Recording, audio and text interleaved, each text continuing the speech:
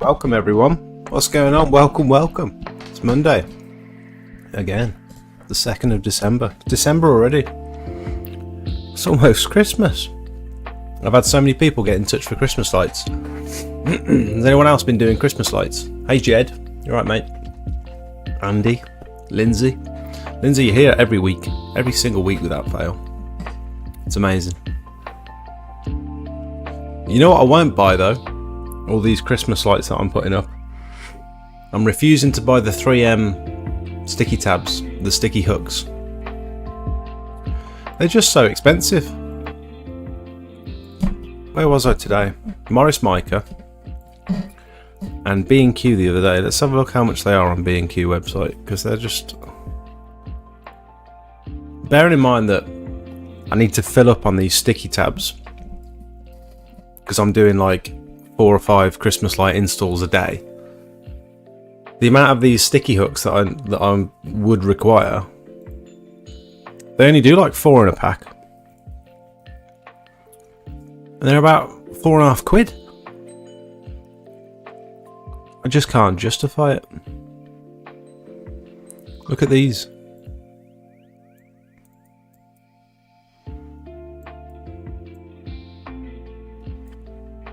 These things here. £4.28 or 2 for £7. There's a bunch of different ones, but I ain't paying that. Like I want to buy like 30 at a time. No chance. Although my buddy Callum sent me an alternative that looked quite good. If you go onto the Screwfix website and type in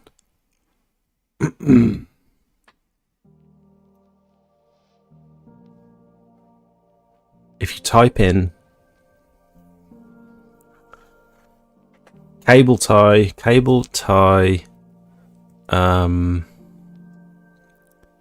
base, have a look at these. These you get 100 in a pack. Bear in mind, it's like a similar thing. It's a tab with a sticky pad on the back. So like not too dissimilar from the 3M stuff. And you get 100 of these for less than £6. They come in black. They come clear. They come white.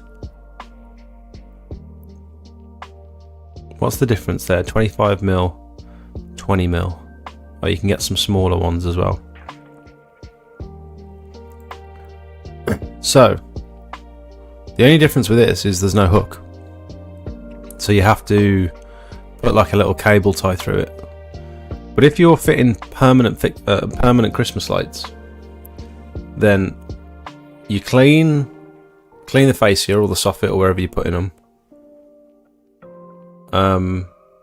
Put your cable tie through, install the Christmas light, zip your cable tie up, cut off the excess. And then when it comes to taking them down, all you have to do is go through with a little pair of snips and just snip them out, and then they're still there for next year. So it makes next year's job that much easier. So I think I'm going to go and get some of these tomorrow. Tip over yogurt. Evening Spencer. I'm doing alright. I've been quite tired today. The start of the day was going really good. I was quite positive, and then I just started getting more and more frustrated and annoyed and tired throughout the day. And I finished the day on a very awkward Christmas light job that should have been super simple. They should have been up in like 5 minutes, but the lights were tangled. And I literally stood there for 15 minutes trying to untangle these lights, and I just couldn't do it. I was getting so wound up.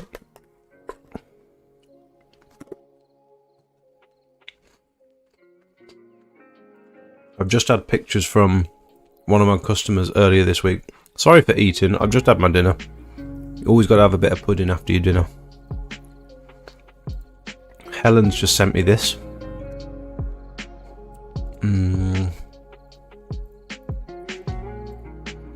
Which I think looks great.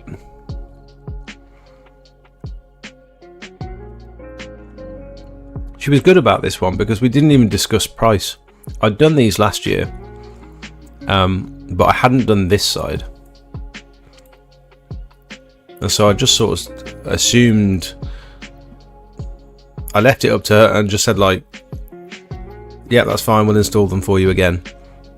Didn't talk about price, assuming it would be the same as last year, but she wanted something a little bit more. Well, it was just a little bit more. She wanted them going down that side this time. And I said, is it okay if I charge you a little bit more for the installation? She was like, yeah, fine, it's fine. I thought it'd be more, sort of thing. So these were nailed in using some little nail clips going straight into the. Would you call that Pebble Dash, or is that render? Or is render Pebble Dash as well? It's very, very rough texture, but I think they look good. I got another message just a minute ago from one of the customers we did today. Not so pleased with this one, to be honest.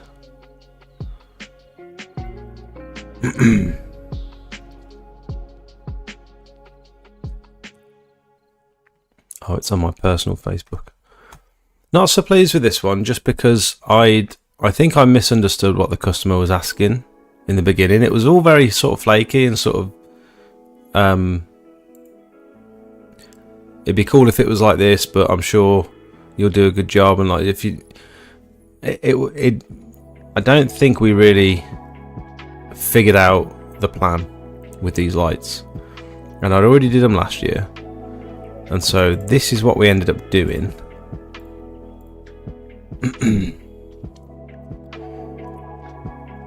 So we had two sets of these cluster lights, and they're quite wide.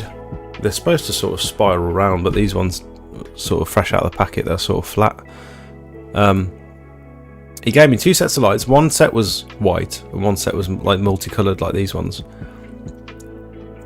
And the impression I got was, if you've got enough to sort of go around, that'll be cool, and we might use these on something else. But then after we'd finished, it was like, can we put the white ones over the top?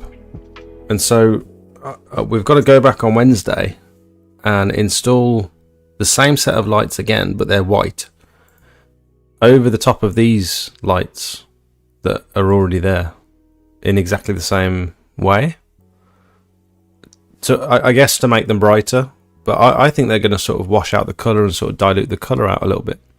I don't understand the logic of putting two sets of lights over the top of each other, but that's what they want. And because I wanted to start in this top corner here, we ended up going around, and I was like, I got to here, I was going to just finish them there. And then I thought, oh, I've got enough actually to go all the way around the front. And then we had a bit of spare at the end, so it ended up coming back under the door and back along here, and then it plugs in down here. And to be honest, I don't like this at all. I don't think it looks good, and I think it's going to look worse once we put some white lights over the top of it. So I'm a bit concerned that it potentially wasn't what the customer actually asked me for. There wasn't like a clear plan, and so I think I got a bit confused halfway through and just started doing my own thing. And it took a while, this one, because we were vacuuming the gutters on this, cleaning the gutters, faces, soffits, front and back, and also we cleaned all the windows as well, and then put up the Christmas lights. And so we spent quite a while there, and it was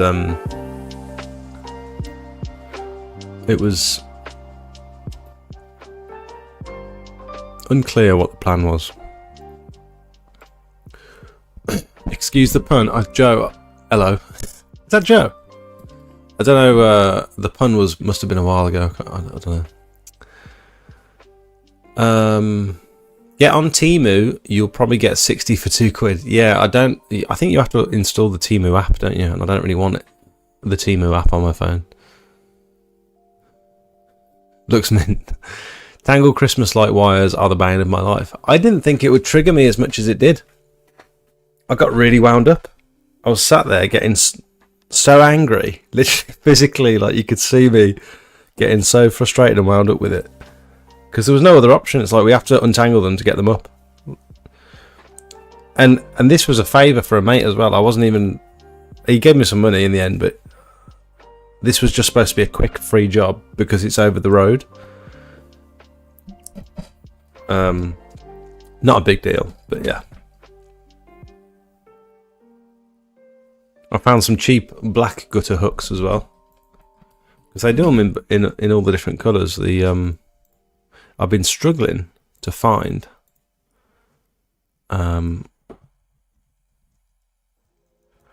I can find the clear ones all over the place, but I can't find the black ones anywhere. And I found some today, and they were cheap. Screwfix hasn't even got them. Has there been any good Black Friday deals? I got an email from Toolstation, and they've got some really nice jackets. And they're the Scruffs jackets. I'm just pulling it up now, just give me a second. Scruff jacket. And the reviews are really good. And they're orange, they're black and orange. It's a soft shell. But it does say, the description says, can I make it bigger? No.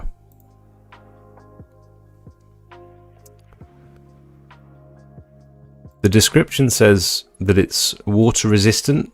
What does water resistant mean? It doesn't mean waterproof, does it? It means like shower resistant. But apparently the hood's really good. They're black.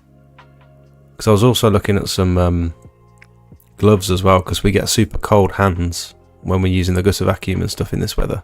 Because we've got aluminium poles and the air rushing through the gutter vacuum poles make your hands go all cold. And we don't want the big, massive, thick gloves, the thermal ones, because you can't really do anything. I still want to be dexterous, but I don't want to freeze. But the reviews are really good on these. And I was thinking, the only thing stopping me from getting these is I sort of want them to be high vis at the same time. I want like a couple of high vis strips on them, but I might just get some some cheap high vis waist overcoat. You know, the cheap, literally when you stick them on when you go on site, and then getting these embroidered. Apparently they wash really well. Some of the reviews say. I like the Scruff stuff. It always seems like quite good quality.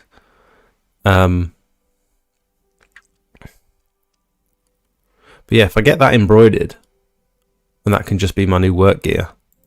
And then if I need high vis, I just stick one of the little waistcoats over the top. Hello, Codrin, welcome. I would say evening, but I think it's still afternoon. It's been dark since like 3. I know.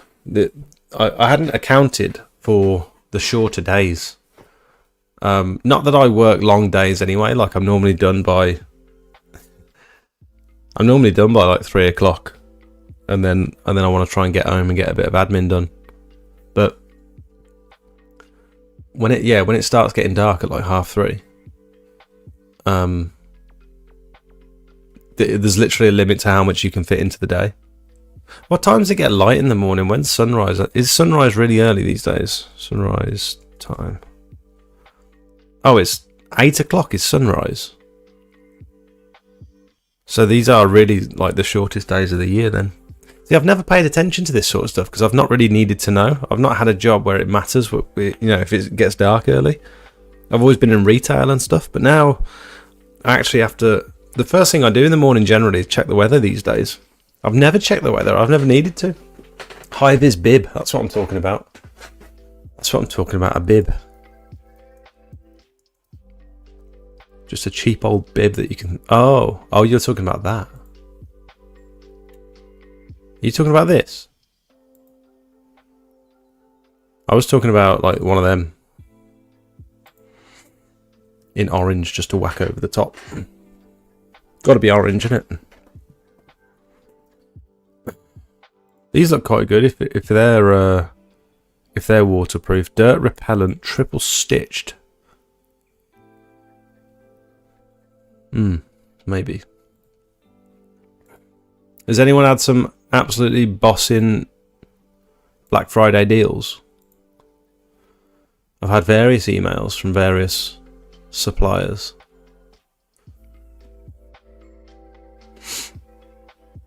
Negan, welcome. Evening, Andrew. I'm looking at ladders. What would you recommend?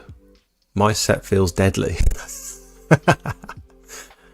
I can't advise anyone on ladders, unfortunately, because the ladders that I've got... oh, you can't see my little mug, look. Product placement. The ladders that I've got were given to me by Sophie's brother. My big triple set of ladders. And then the double set are my grandma's ladders. My grandpa's old ladders. And he died, and so I asked my grandma if I could use them. First set of ladders I've ever had. So I know nothing about ladders, to be honest. I'm the last person to ask. Can anyone advise on a good set of ladders for Andrew?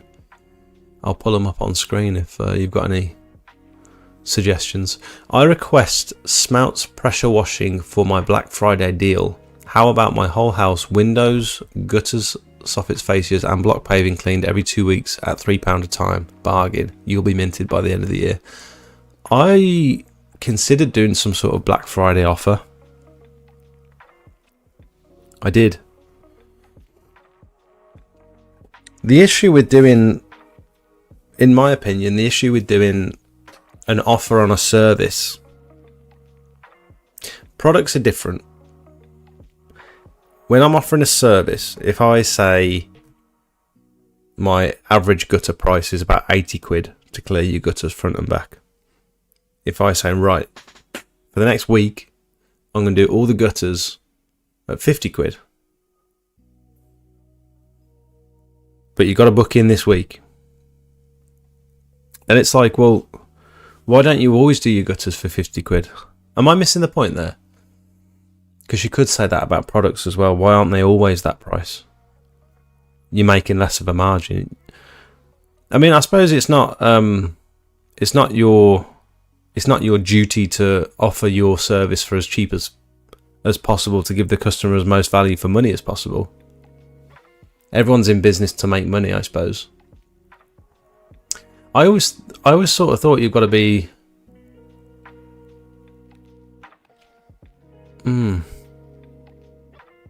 I think I've been thinking about that wrong for a long time. If you can offer your service cheaper, why wouldn't you? But it's like, why would you? I haven't really thought about this for a while, if you can't tell. Anyone found any benefits to biociding post or pre-resanding block paving? Yes. Do it after you resand, would be my advice. Because then you're also treating the sand. I did a job.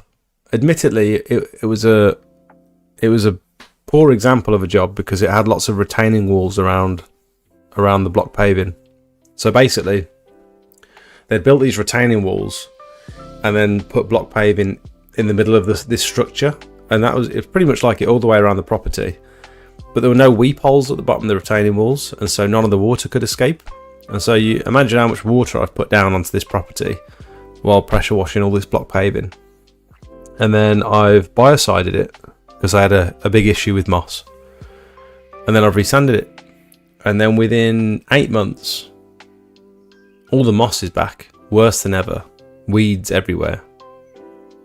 And I realised it's because of these retaining walls just holding the moisture.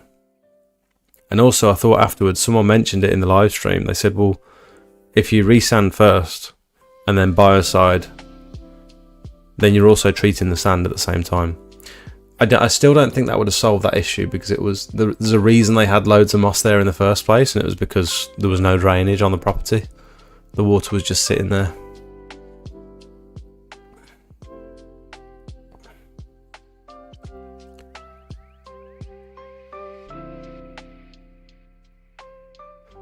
Skytech Argon thermal insulated cold winter warm wet grip gloves. God, that's a mouthful, isn't it?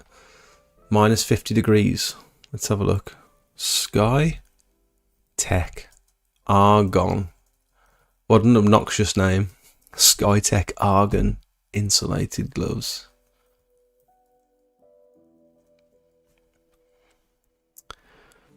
They sell them. Oh, that's BlackRock thermite grip.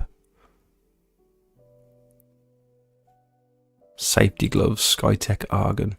Are they super thick though? These ones look pretty fat. I still want to be able to grip stuff. If you imagine we're putting Christmas lights and stuff up, I need to be able to feel stuff.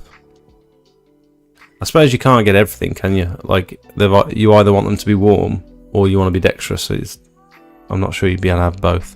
These are the ones that Tool Station had on the Black Friday offer, which ain't a bad price. They all look the same though, don't they, really? What's the reviews like on this?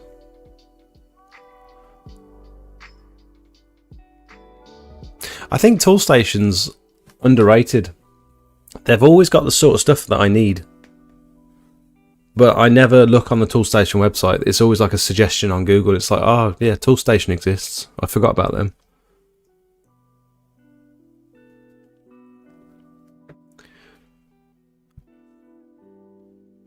Light ladder.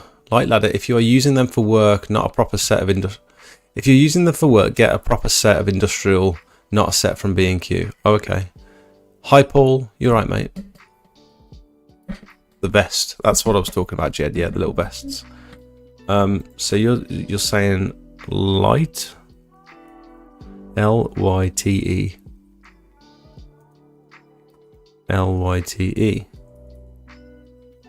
9.6 meter ladder. Oh my god. Oh no, that's okay. There's a huge range of different prices on that one. For the 9.6 meter there, that's a triple extension. Why are the prices all so crazy?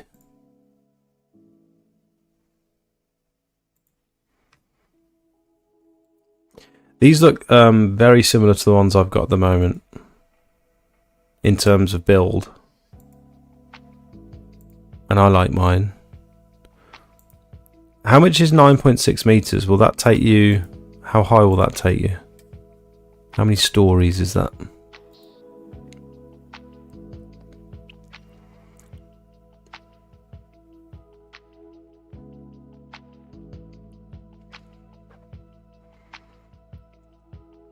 I also need to get some ladder.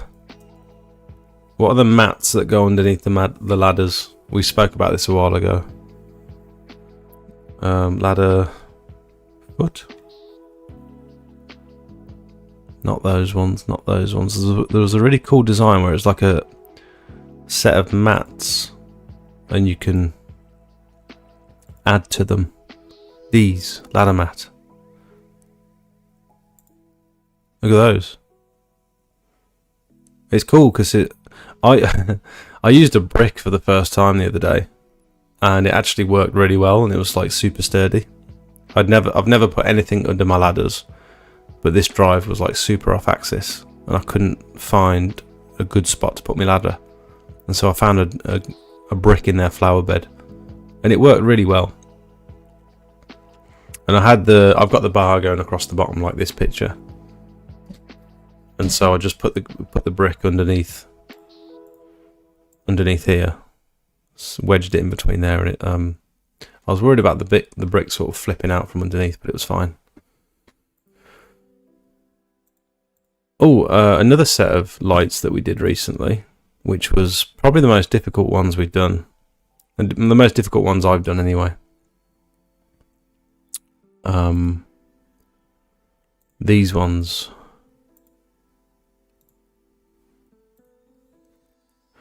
So this was super technical, and there was a couple of issues on this one, where that there is a power line that goes to the corner of the property. And so I found out afterwards, because Darren in our Discord is an electrician. He said it was an insulated one, which was good. But I didn't know that at the time, so I just avoided it. And I said to the lady, look, I'll go as far as I'm comfortable going, and then I'm just going to run them down the. And are you happy? Are you happy for me to just run them down the wall afterwards? And she said, yeah, that's absolutely fine. So that was good. But like, this drive was on like a tilt, and it was hard to get my ladder straight. But all these soffits and stuff, all these fascias were wooden, so that made it nice and easy for me, my little tacks to go in. And then here, they just sort of went into the wall. So that one was pretty good, but it took us a really long time. Jakey vacuumed all the gutters while I was messing about with these lights. These were the ones where you have lengths of like maybe 3 or 4 meters, and you sort of screw them together. So you can make it pretty much as long as you like.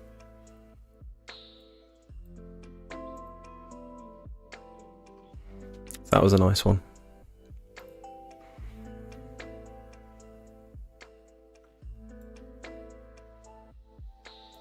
The light ladders are very steady and safe, well built.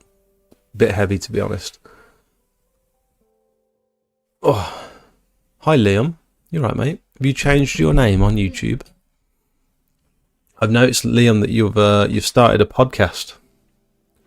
I had a little listen. I've made some notes. I'm only joking. Well done, mate. The only way is down for me once your services are reduced. You're also doing yourself a huge disservice and, in effect, giving the same service and gaining less all round. Equipment and maintenance will never go down. Yeah, while everything else is going up. Why would you drop your prices? I'm sure I've put Facebook posts out in the past offering like a discount on certain services for December, for example. Like I'm sure I did one recently. 10% off gutters if you book within November, I think I did. I'm just not sure it's the move. Like, it didn't really attract many more customers. And as soon as you go over that threshold of like, oh, it's December the 1st, so you've missed out on November's deal. It's like, why? Why don't you just give me that the same price? Why isn't it the same price for everyone? You could give me that deal if you wanted to, clearly. So I think I've got that conversation playing in my head that has never happened. I'm just wondering, what if a customer says, why can't you do me the same price? You did it last month. Why would you do it different this month? Oh, that was a one-time offer. It's like, yeah, but why? Because I can't justify it in my head. So how can I justify it to a customer that will never ask? Not worried about the weight, just something sturdy. Hi, Wonder Grip Juicens have the orange and blue ones. Orange is thermal, waterproof. Blue is just waterproof. Nice and thin, but expensive. I mean, I don't mind paying a decent chunk of money for one good set of gloves. What did you call them? Wonder Grip. Sounds like something else. Wonder Grip. Thermal. Aqua.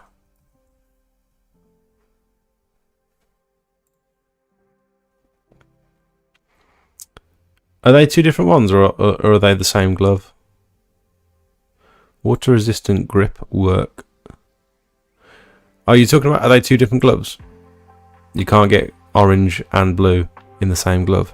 The other thing with a lot of these gloves is they're very I think I've got quite big hands, but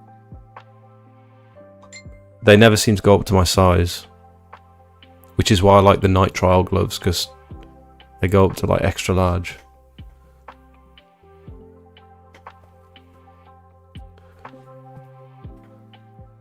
Sealskin gloves are good for work.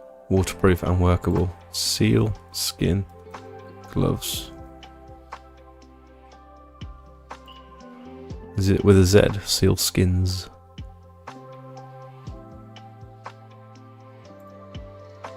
Something like this.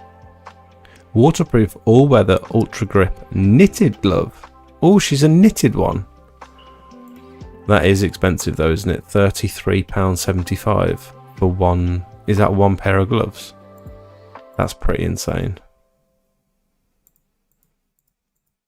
My worry is with some of the gloves that we bought, my worry is that once they get a little bit wet on the inside, which they occasionally do, if you do something silly and end up getting the inside of the glove wet, these thermal gloves, they're very, very difficult to dry out and they never feel the same. After you get the inside wet once, they never feel the same again. That's why I'm tentative to pay too much money for one pair of gloves.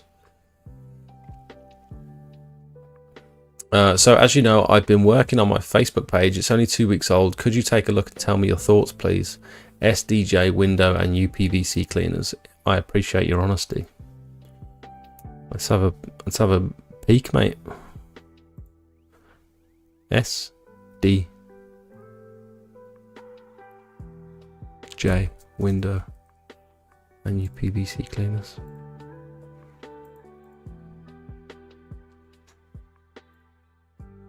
I thought I followed you last time. Oh, I must have followed you from my other account. Hang on, let me get on that one.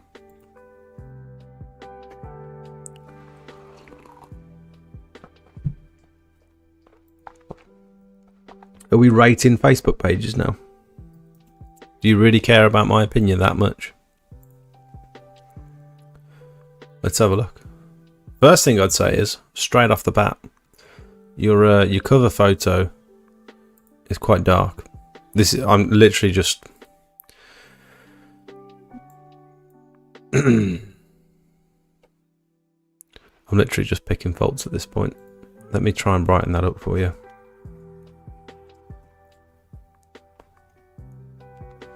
I think it's a picture that you've taken off your van, isn't it?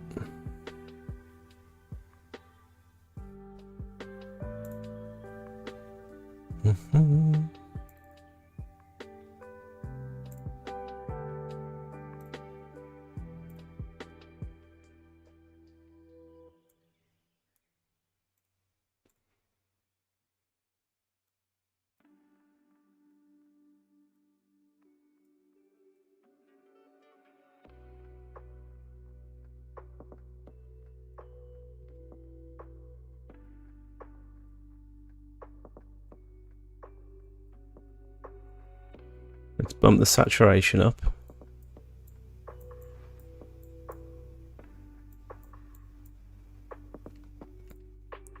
And then we'll adjust the levels.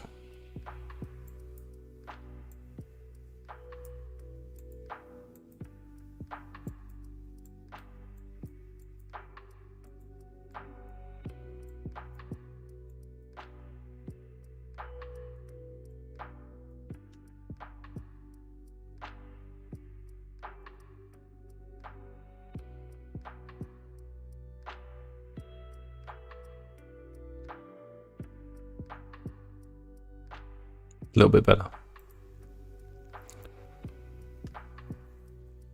Can we do temperature on this?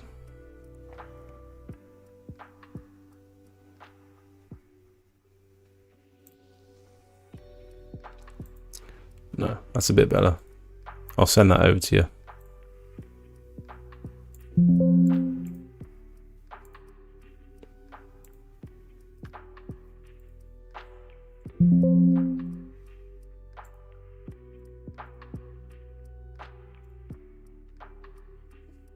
No pressure washer needed, just a chemical treatment on this one. Honestly, I'm just going to criticize because I think that's more valuable than me saying, yeah, that looks great, that looks great, that looks great. I hate this before and after frame that you've got going on. It doesn't really fit anything else that you're doing. Like this is blue, white. This looks similar to this. So you've got like a this is cohesive. If the if the main photo was a little bit brighter and nicer. I like this photo, to be honest. It looks good. And then this is just like something totally different and wild. Results are great. The before and after pictures absolutely fine, but I would do a different sort of template, maybe something a bit smarter. I quite like the way I lay out my before and after pictures is generally just, instead of splitting them up, I don't see any reason to split up before and after. The way Facebook presents your photos in a timeline is like this. So you can see on the desktop version anyway, but it's the same on the mobile version. You see all the pictures, you see like at least 5 pictures initially. So I don't understand the point if someone, without even clicking on the picture, if someone can see both the before and after picture, and then if they're interested, they'll click on it and expand the picture. I don't see the point in putting them in the same frame, because you're just making both photos smaller just to get them into the frame. Do you know what I mean? So if you're just targeting Facebook, I mean, Instagram's different, because Instagram you only see one image when you're scrolling.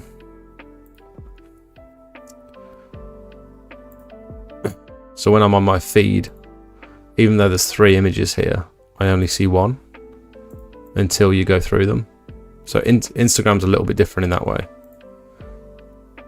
On Facebook, I'd personally, the way I do it is before, after, before, after. That one's like a during picture. Before, after, before. Oh, that one's like a, just to show you the, this is what we've been up to today, by the way. Before, after, before, after. That's the way I like to do it. And I think when you view it from here, it's you can see the whole story. And then if you're interested, you click on it. Just my opinion. We've got your phone number. We've got your Instagram. We've got your email address. That's all good. Price range, not sure what that bit is. You got your 13 reviews already. 2 weeks, you got 13 reviews. That's bloody good, isn't it? How have you done that? 15th of November. Am I on the right page?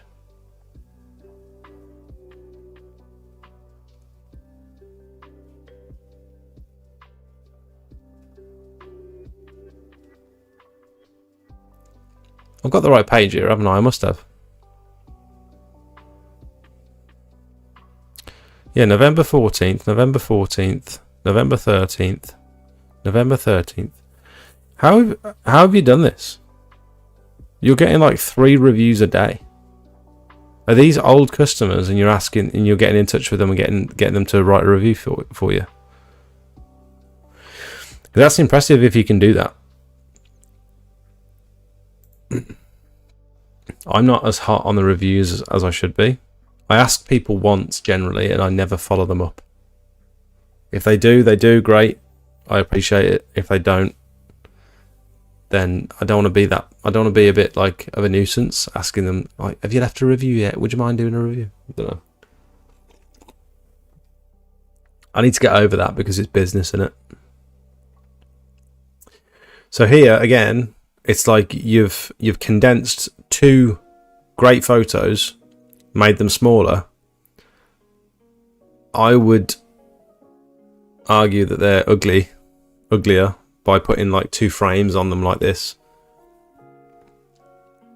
Problem solved is fine. Like you could have that, but you could have that on 2 separate images, and from here you'd still see both images the way that Facebook lays them out. I used to do it. I used to split them up like this so that I could fit more into one post, but I just don't bother anymore.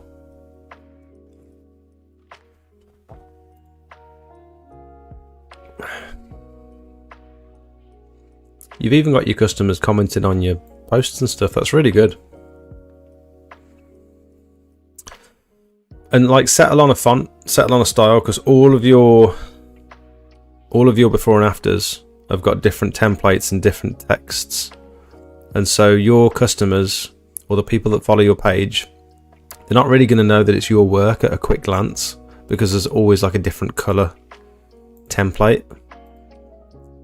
I think find one that you like. Like if you want to use these templates, I think personally just find one that you like and stick with it, and then people will know instantly that it's your work. If they follow you, they'll recognize the template and think, oh, that's SDJ. I mean, your before and after pictures are perfect. You're taking them from exactly the same spots, and they're impressive before and after pictures. I just don't like the way they're laid out personally. Just my opinion.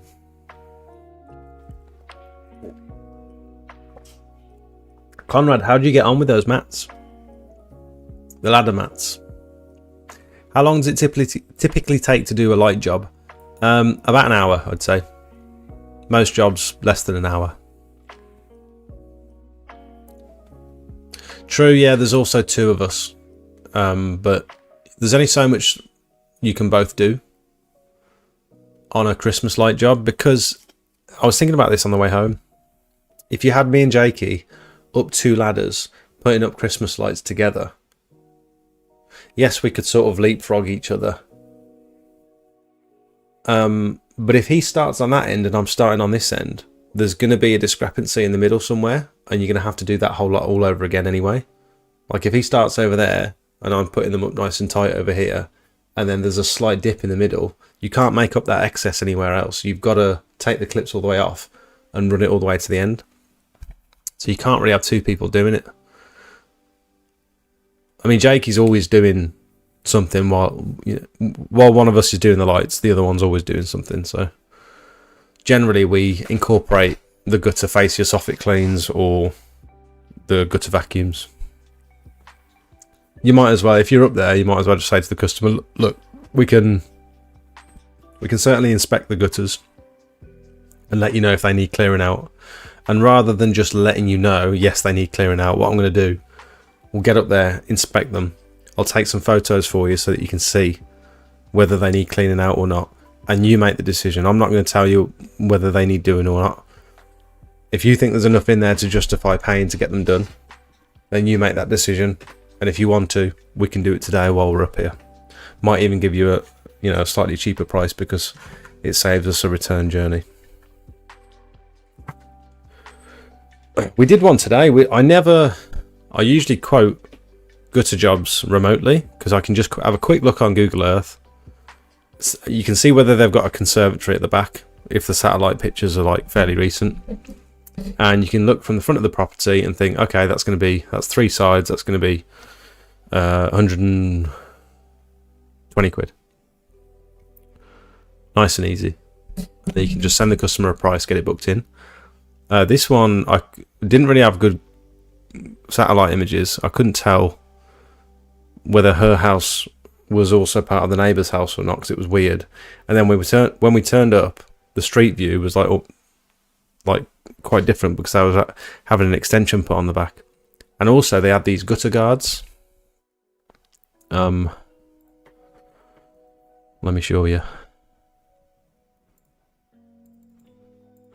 They had these over this little conservatory thing.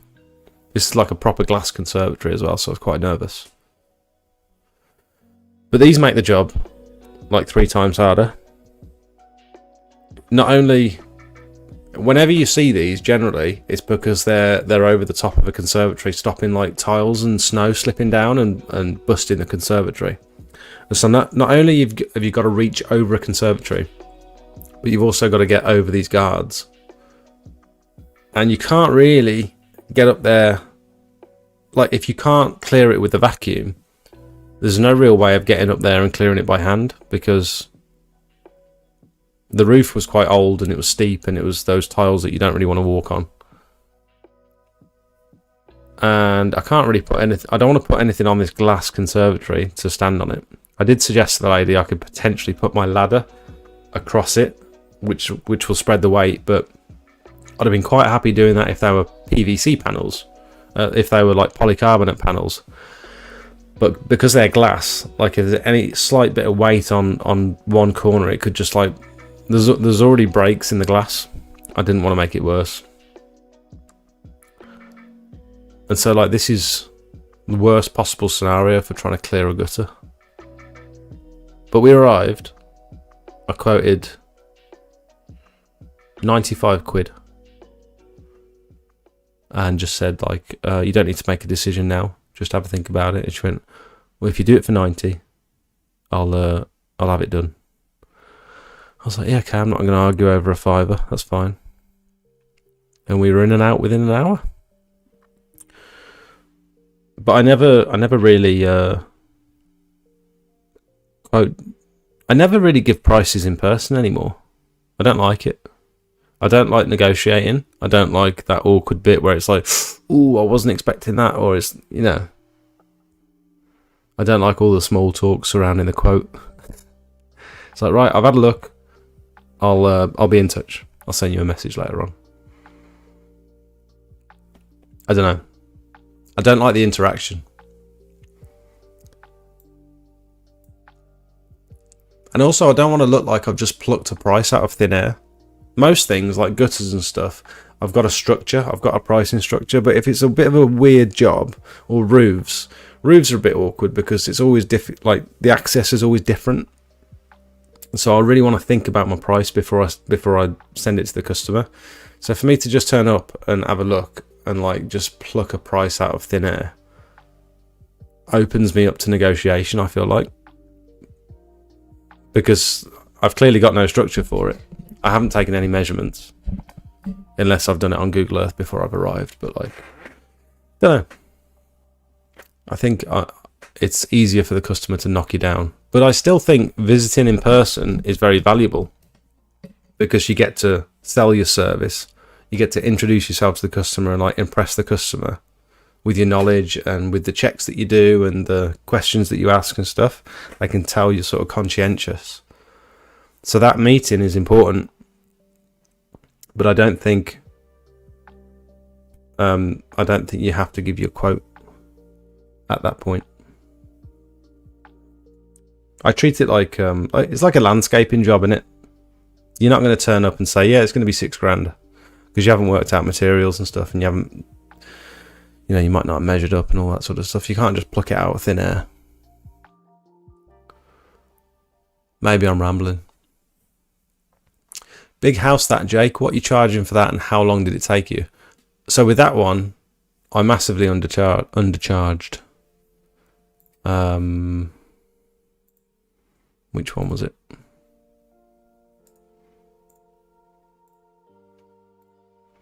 So this was one of the first ones that I'd quoted since starting to advertise Christmas lights again. And I'd only quoted a few.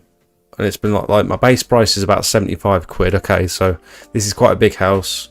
But it, you know, access looks fairly simple. I can get my ladders there. It all looks quite, you know, relatively flat. And it would make for like an impressive photo. I think this is a really nice photo. So I want to get this job. I think I quoted 90 quid. And it probably took the best part of like an hour and a half, 2 hours maybe. Turning up, Jakey started on the gutters on the other side of the property. So the gutters were like 4 sides. So I did £40 per side for the gutters.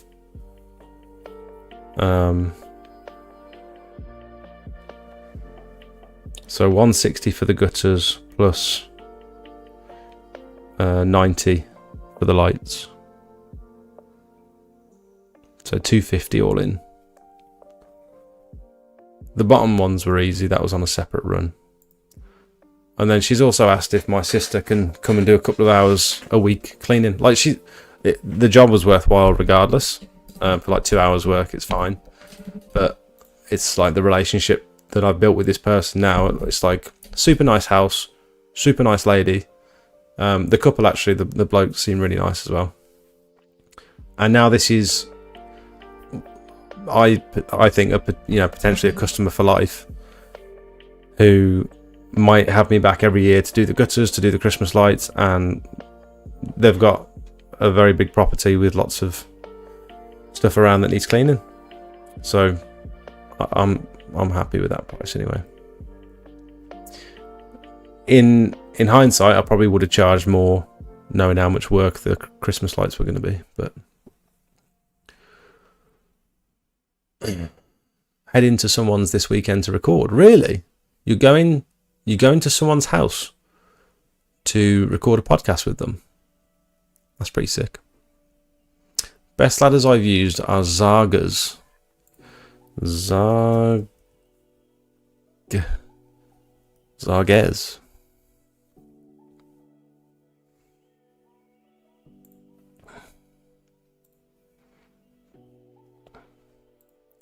This sort of thing.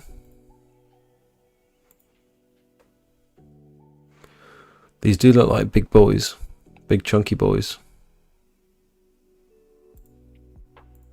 Oh, what's he got there? That step. That's what I want for when I'm cleaning solar panels.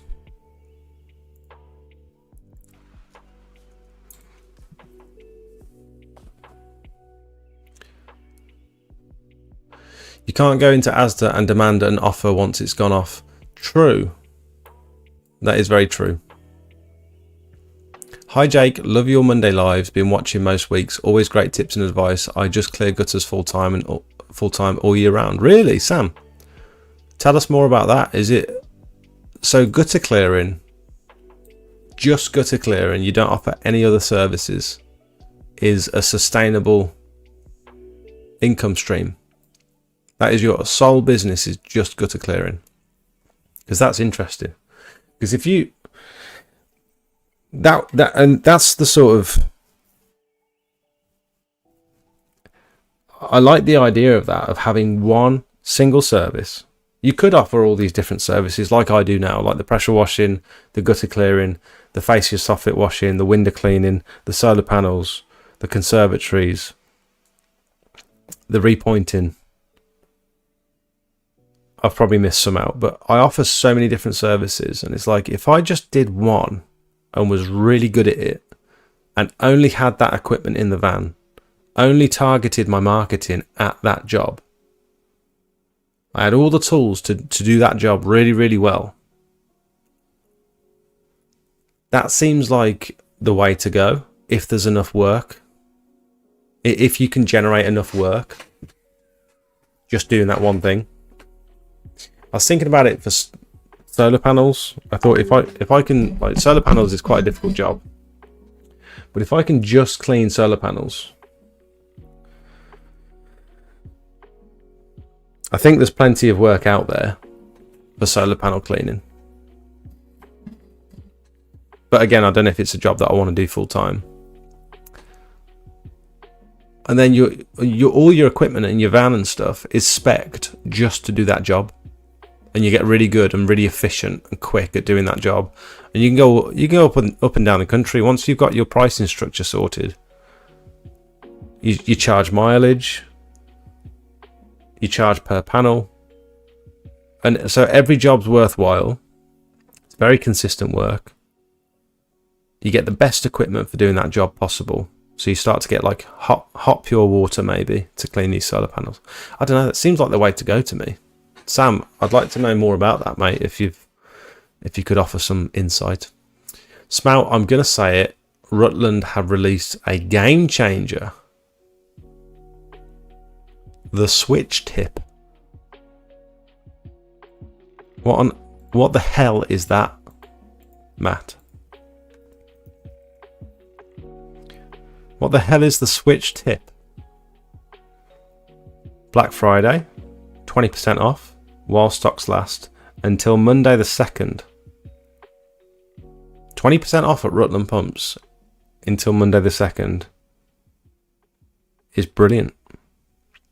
Up to 20% off. So I guess it's on selected stuff. Let's have a little look at this switch tip then. What are you talking about?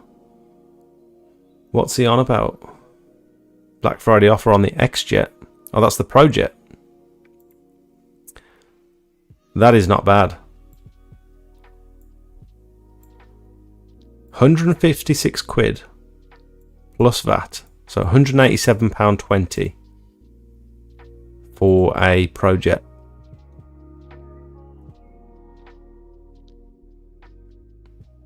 That seems like a steal, doesn't it? We've got the foot pedals. We've got the tri-jet.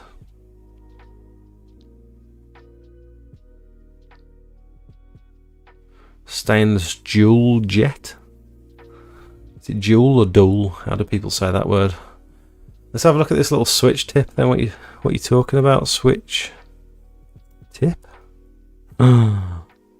What is this? Ooh. Oh, it's got the grip around the outside as well. That picture's too big. Oh God, where am I going? The zoom's too much. Oh, well, this is annoying. What the hell is this? Is it a proportion? Is it a proportioner? No.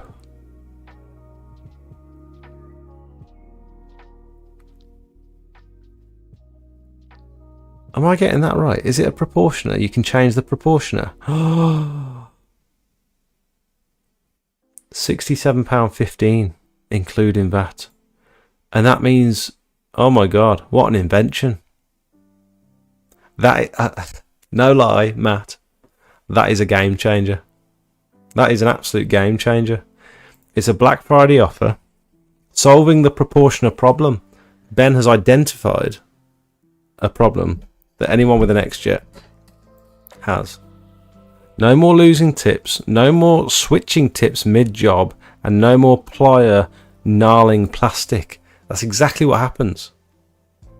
You ruin all of your tips because you have to pull them in and out of the bottom of the XJet and then lose them.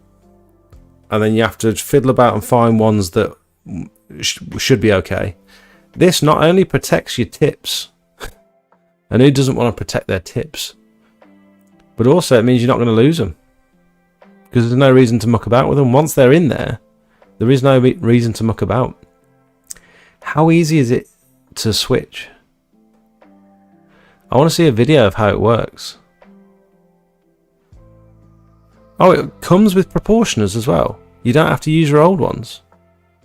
This gives you the most used proportioner sizes plus an open port equivalent to having no tip fitted. This will give you the strongest mix. Connect straight to the mini plug on your chemical applicator conversion kits. Conversion kits available for other. This is brilliant. I want to know how it works. I can't tell how it works. Oh, I can see. So these little divots. When this spins round, I reckon there's like a little ball bearing in there or something that sits in that divot. And so it's like a nice. It's not like a free spinning thing where it might not go where you want it. It like sits into place once it spins around and locks. I like that they've done the grip around the outside. That's like nice attention to detail. What they call it, like a rolled. It's called like a rolled. Someone knows the name of that. It's a rolled grip.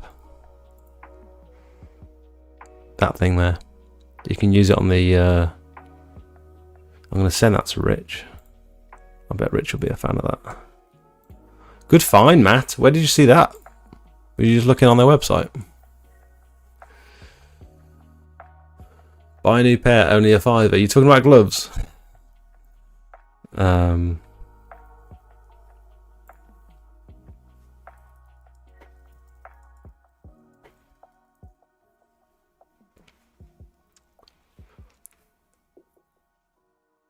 Showa 282. What's a Showa 282? Ugh. They look like chemical gloves. I don't know about them. Are they like waterproof? Maybe. They look a bit thick. Not sure what the gloves I have are called, but they're like thicker, more robust marigolds, really hard wearing. And if you size up, you can wear some wool gloves underneath for warmth. I don't know if I want to mess about with all that. You know what I mean? I want one set of gloves for everything. What time off year would you recommend? Time off year remembered. Time off year would you remembered? Matthew, you're gonna have to be a bit more specific, mate. I don't know what you're saying. Harry, hi Jake, hope you're well. Just a quick one regarding emptying the debris from the gutter vac. What is your step-by-step to dealing with what you vac up and disposing of it? Good question. So, a lot of the time, every time I quote a gutter vacuum job, I'll tell the customer, we don't take the waste away. So what we can do is either, if you have a compost pile or a garden waste bin, or some plant borders, like the moss inside your gutters is fine to just mulch and just put into your plant borders. It's not going to do any harm.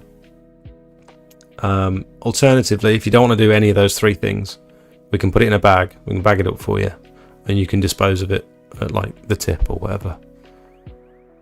So those are the options. Generally, they'll just put it in the garden waste bin, or chuck it under the plants. Chuck it under the hedge or something.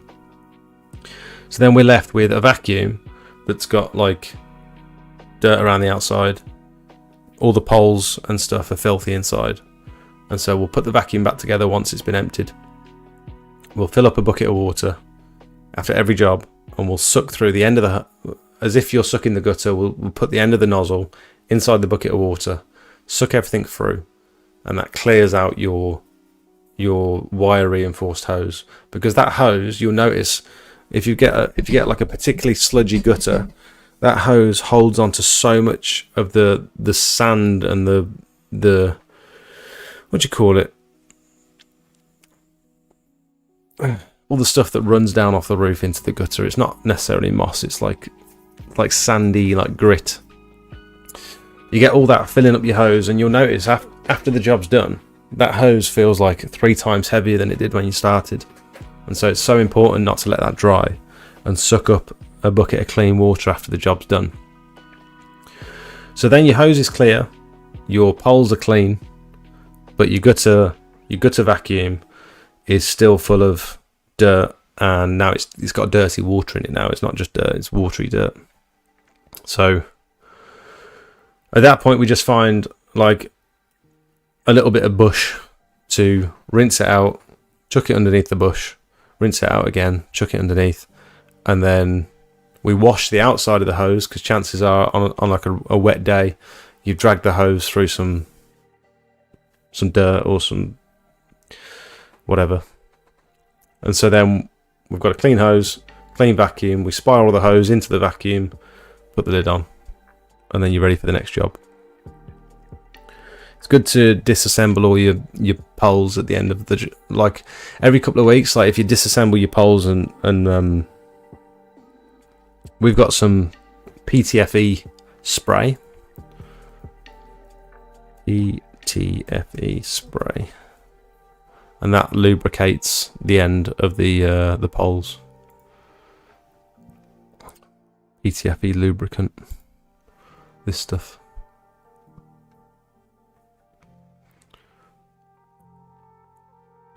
Because if you get any grit between the poles when you're putting them together, they'll be so much more difficult to take off after the job.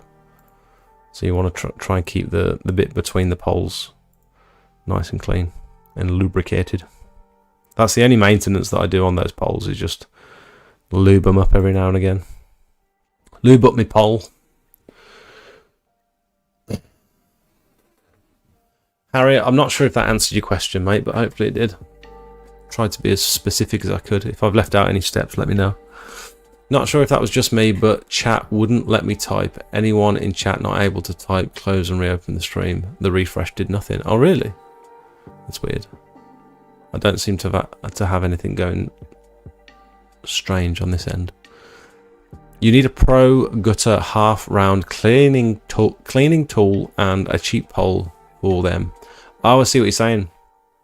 So for the ones that have got the guard over the conservatories, get one of those gutter clearing tools from Wix. They do a set of them. These little dingers. They're in clearance. Why can't I expand pictures on any of these pages? I want to be able to show you.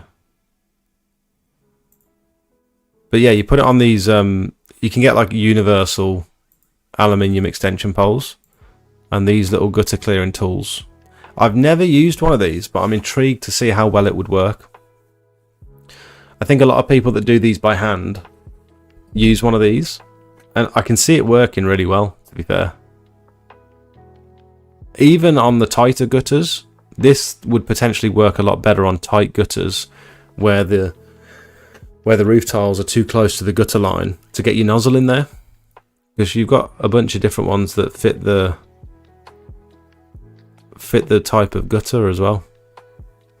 I think these are a cool idea. They're in Wix.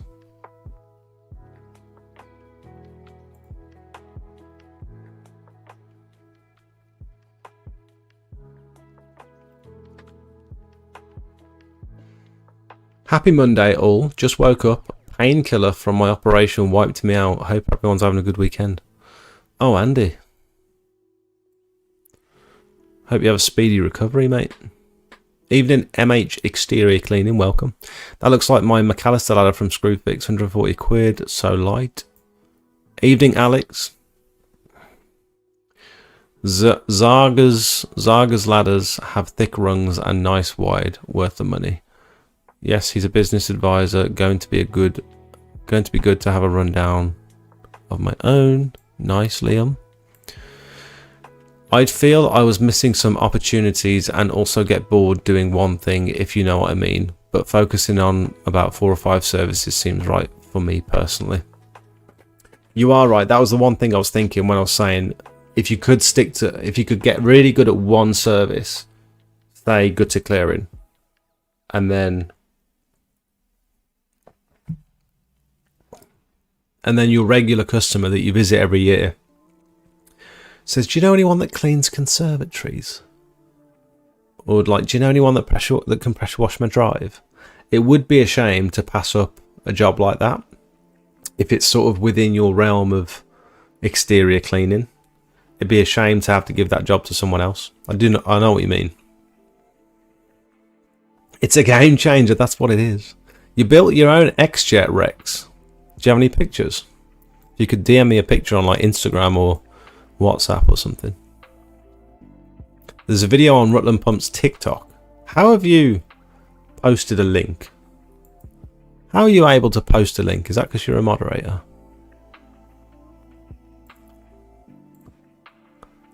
Are you sure you want to leave YouTube? Yes.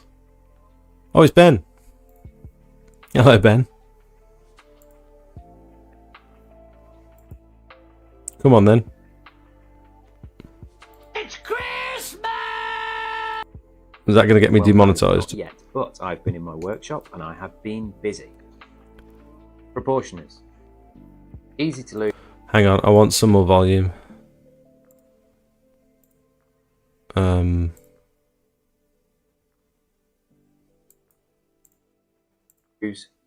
Difficult to remove, and most people only use 4 sizes. But we have the solution. The switch tip. This gives you the most common 4 sizes plus an open position. The open position will give you the maximum dilution rate you can get on the flow and pressure of your machine. Plus closed. This gets rid of the ball valve, so no more leaky. He's not even wearing a hat, is he? That's a filter. That's so funny.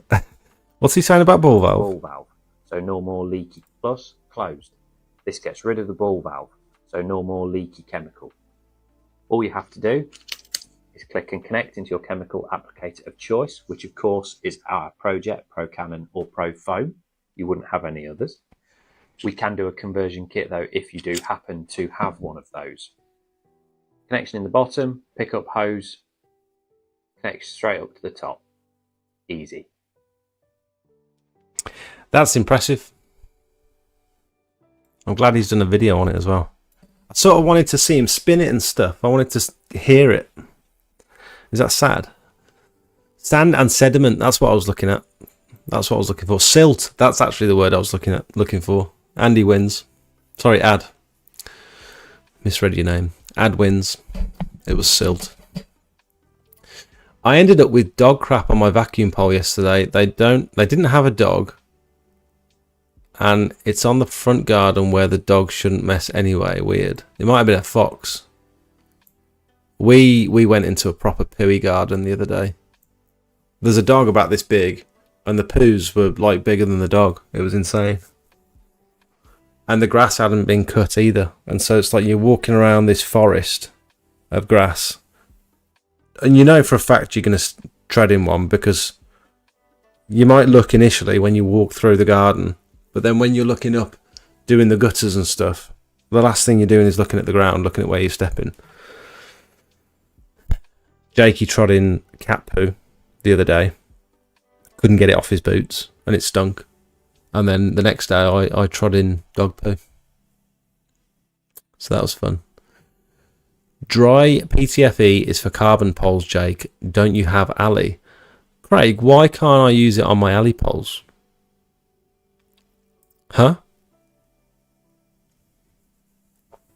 Could someone put a link for a tap flow meter gauge they bought? Also, how would you test a machine to check the litres per minute?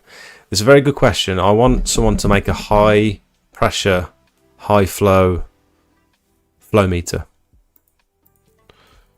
because I've not seen one yet, and I'd like one on the outlet of my machine to see the true flow that I'm getting after the pump, rather than just guessing. I mean, I'm sure you can fill a bucket and work it out like that, but then when you put a different nozzle on, it's going to be different, isn't it? So flow meter, so these are the ones that I use, mainly because they're orange, but also because they work well.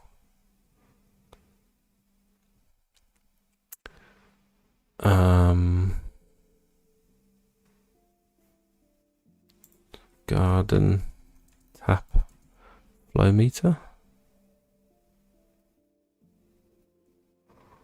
There's all sorts of different designs on Amazon. Let me try and find the one. So that looks very similar. I think they change the design every 6 months, because these now look the same.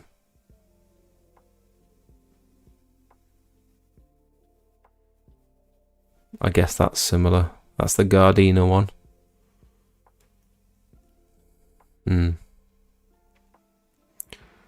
Orange water flow meter. So these look the same. These green ones are pretty much exactly the same as what I've bought, although that's got a 1-star review, but only one. So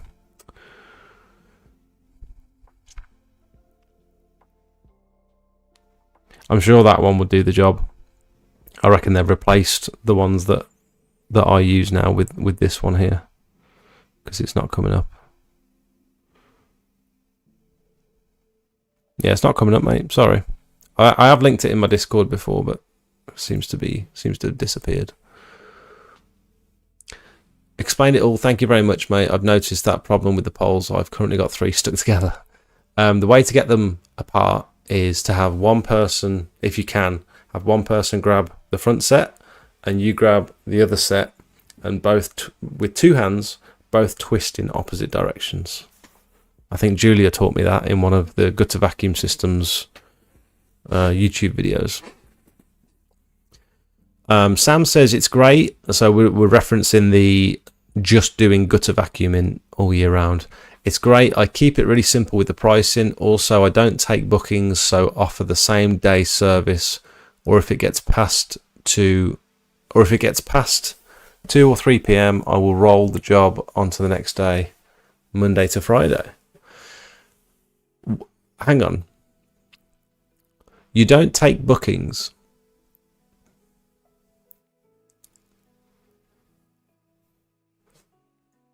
How does that work? So if inquiries. I'm guessing this time of year is quite a busy time of year for clearing gutters. So if you've had like 4 people get in touch today, for example. So if you just got a list, do you put people in like a list and you just get to that person next, this person's next, that person's next? And I suppose if you've got a generator and stuff, you don't need the customer to be home. You just arrive. As long as you've got access, you can do the job without the customer being home. So it doesn't matter when you do it. You can just turn up when you like. Am I getting the gist? I don't understand how you don't take bookings. How can you offer the same day service if you're suddenly super busy?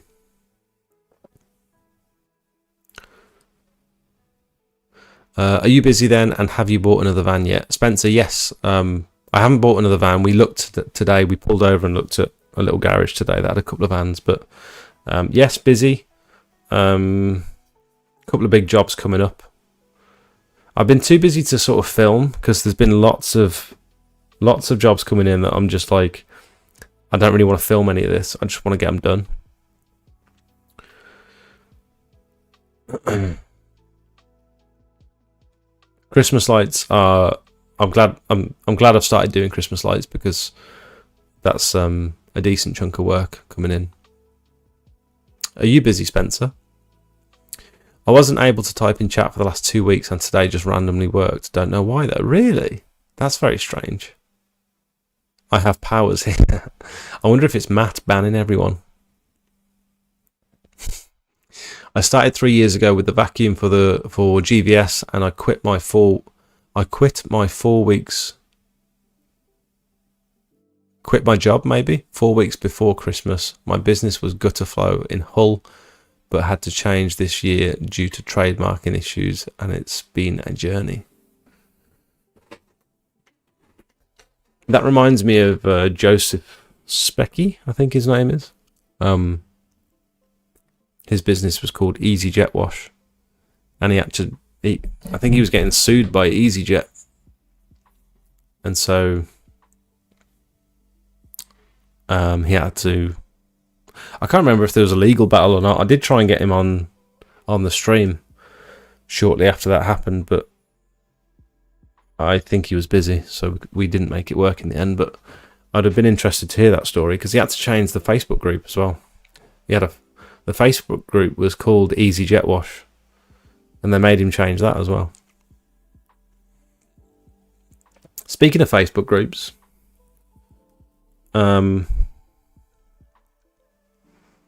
Lee Rockall, who I think is one of the admins on one of the Facebook groups, says you're not allowed to talk about pricing anymore, which is fun. More gatekeeping in the industry. I don't understand.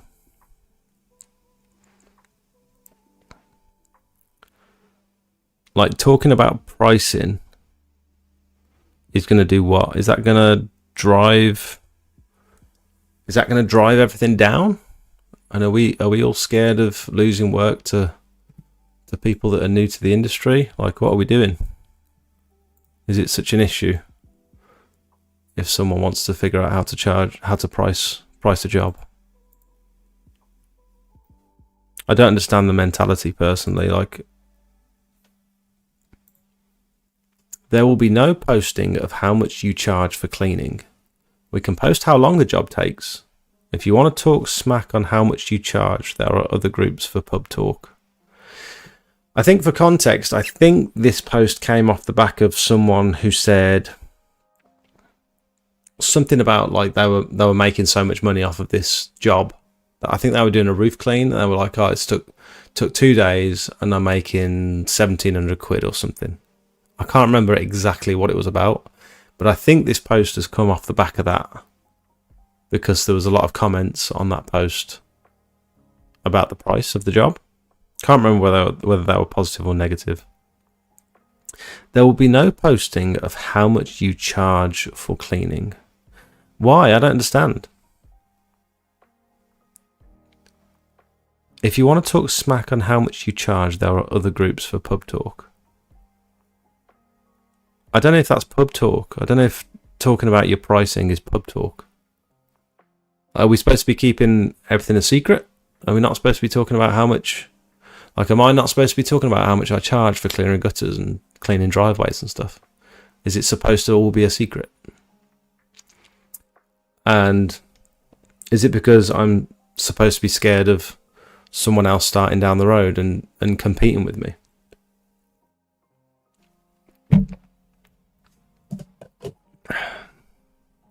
Like, just because I was here first, does it matter that that person starts down the road? I understand the mentality of like competition. I get competition.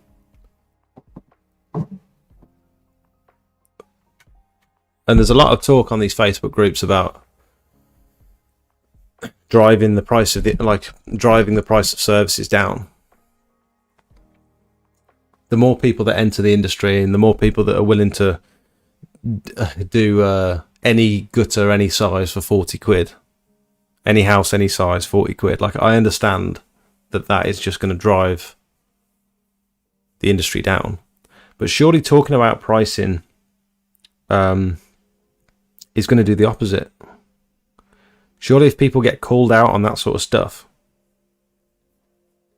then they're going to be pressured into putting their prices up and thinking, oh, this isn't normal. Because at the very beginning, I was like, well, because I'm new, it wasn't a case of trying to beat my competition. At the very beginning, it was, I'm new.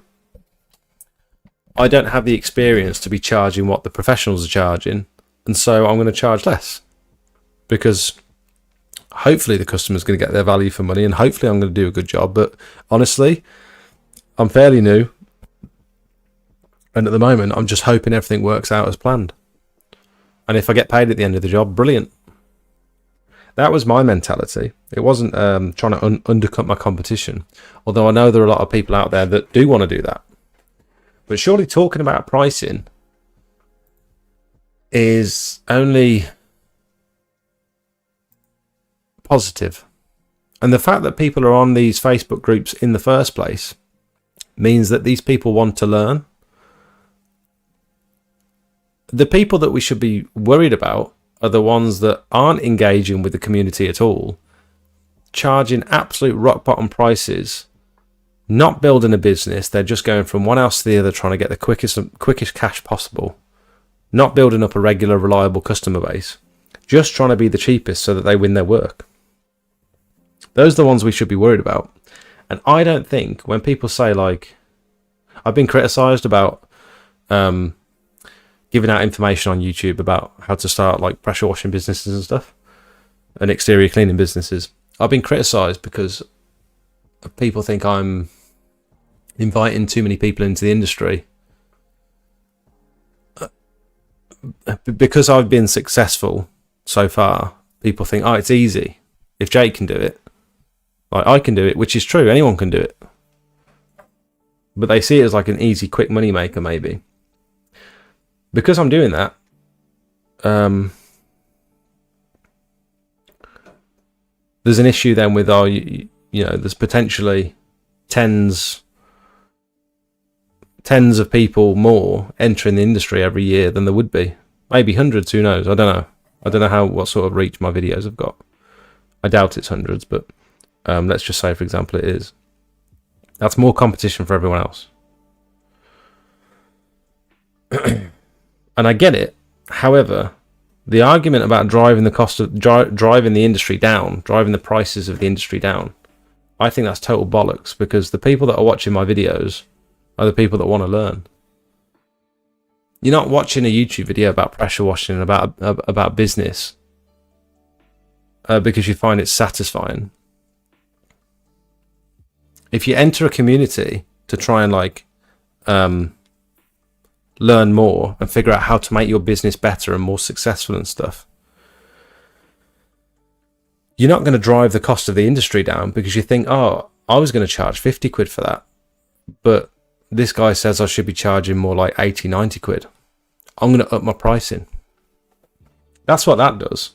It's not, oh, Jake's charging 80 quid to clear gutters. I'm going to start charging 60 quid because then I'll land all my jobs. I don't think that's what people do at all. They want to maximize their earnings.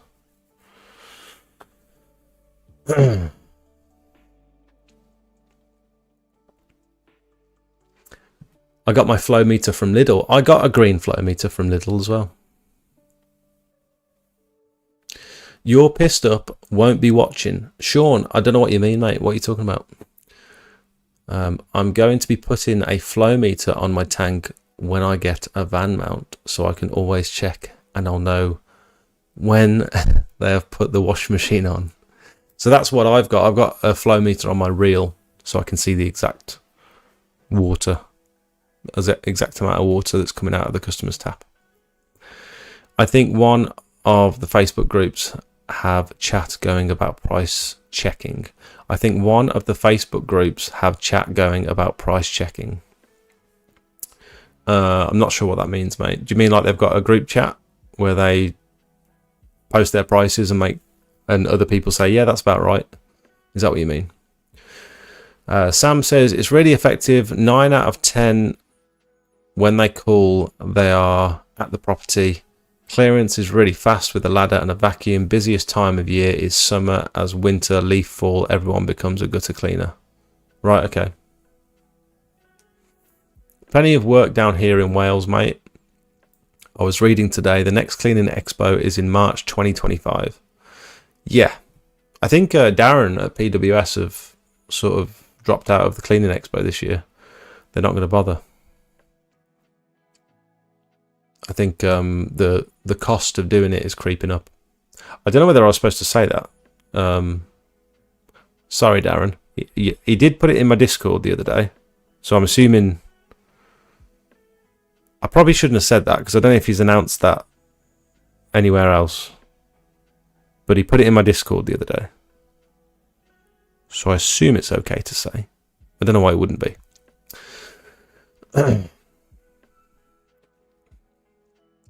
Talking about price is better. So then if everyone are all around the same price, the customer has to then pick the best salesman / personality. Yeah. If we're not, I mean, I think any competition is good. Competition raises the standard of the industry and it sets the people apart from the ones that are doing a shit job to the ones that are doing a good job. Competition in any industry is good. Like imagine the tech space with no competition. Imagine like mobile phones with no competition. If there was only the iPhone, you know how slow they develop the iPhones these days, and how the minor changes that come out every week, every year with the new iPhone.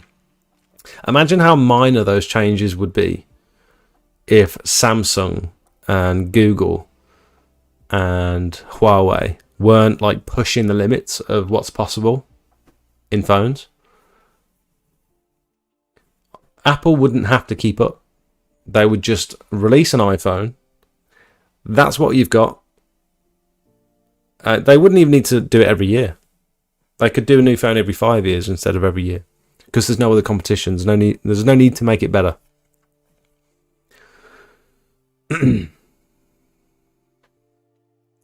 Manny says, I have a Honda GX340 16 litres per minute. Would love to get a 390 21 litres per minute. Someone selling a Lonsin pressure washer 21 litres per minute. Reckon I should look into it or just look for a Honda engine? There's lots of people in this industry that have a Lonsin. My last machine was a Lonsin. I had no issues with the engine at all. Although I did have a cheap pump on it. I believe a Lonsin is based on the Honda with cheaper parts. Someone told me, but I can't remember who that was. Rex reckons you should build your own machine. I wonder what the price disparity would be if you were to say, take a pre-built machine on a frame with wheels, say from Rutland Pumps, for example. I wonder how different the price would be if you were to purchase those items individually, get an engine, get a pump, get a gearbox, all the fittings and stuff, and then slap it together. I think actually the Uncleanables boys did something similar. Ryan from Curbside. Uncleanables podcast. These boyos. If you're looking for an exterior cleaning podcast, by the way, have a little peek at this one. So recently Ryan bought this, a van mounted pressure washer. So he's basically bought everything individually. How much did our brand new van mounted setup cost? So this might be a good resource if you want to figure out what it takes to make your own kit. I need to watch these. This looks like it would be very interesting. I'm going to watch these. I started watching this one when they were going through the prices of all the what is happening, guys? different bits of kit. Here from the Uncleanables podcast, and you might think this doesn't look like a normal podcast setting. So we're going to be releasing some bonus content over the next few weeks where we to go on to there somewhere. Yeah, that'll probably. go on there, and then your negative just goes onto the frame. Yeah. All right, sweet. What was the setback? So this was, let me double check my notes. That's not my notes.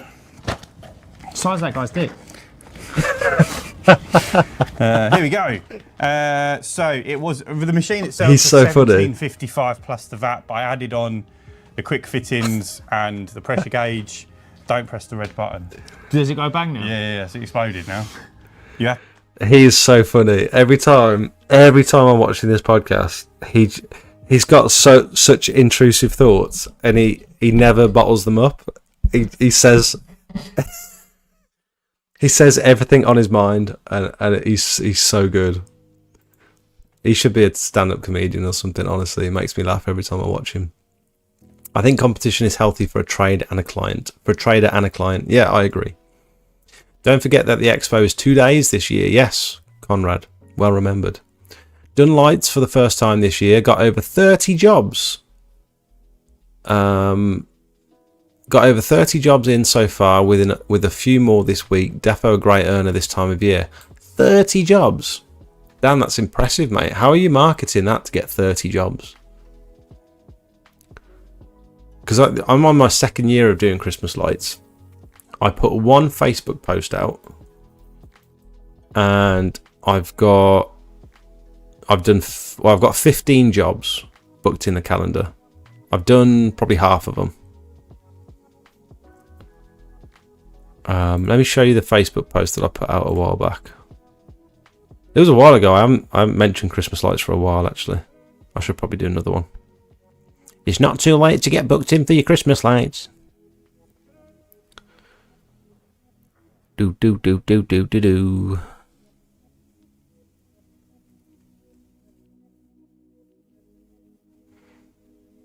Come on. God, I must have posted it quite a while back. I remember saying in the post that it was like early to be thinking about Christmas, but I thought it was a good time to spread the awareness. Here we go.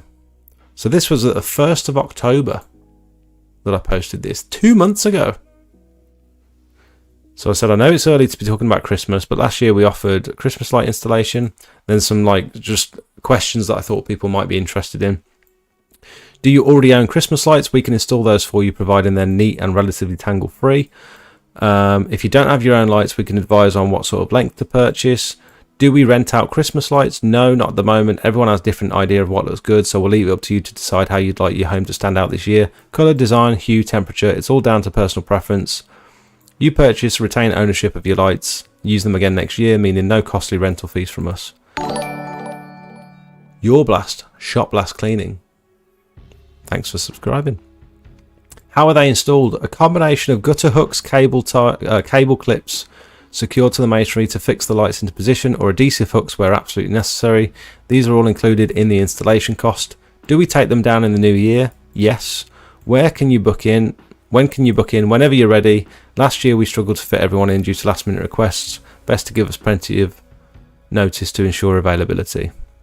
Make sure you claim your free gutter inspection with your installation and take advantage of 30% off gutter clearing if you decide to have it done on the same day. There you go. I think that's a good post. So that one, 24 shares on that post. I think probably most of them were me. 30 likes, 7 comments. Can I see any insights on this? See insights. I don't want to share any secret information that this might show. No, here we go. 5,500 impressions. I don't know if that's good. I don't really check the Facebook insights very often. Reactions, comments, link clicks. I didn't really put a link. 25 shares, other clicks. Okay. I don't know if that's good or not, but the pictures I think were good. That was the first picture. So this one was a really nice one that we've done again this year. So this was last year's photo, and we've just done exactly the same again this year. And those are some really nice cluster lights.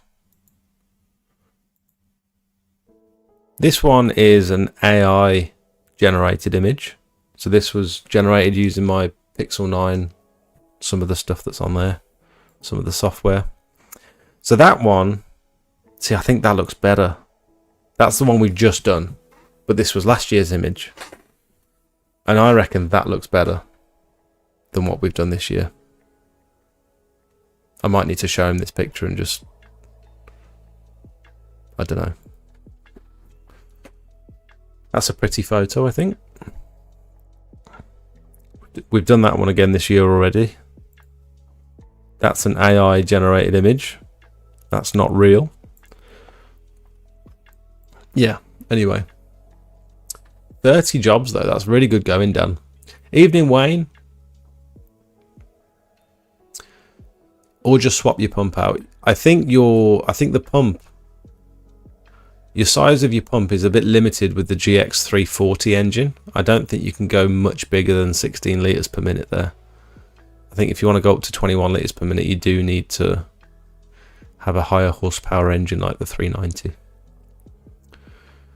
Group chat UK Exterior Cleaning Alliance have it. Oh, okay.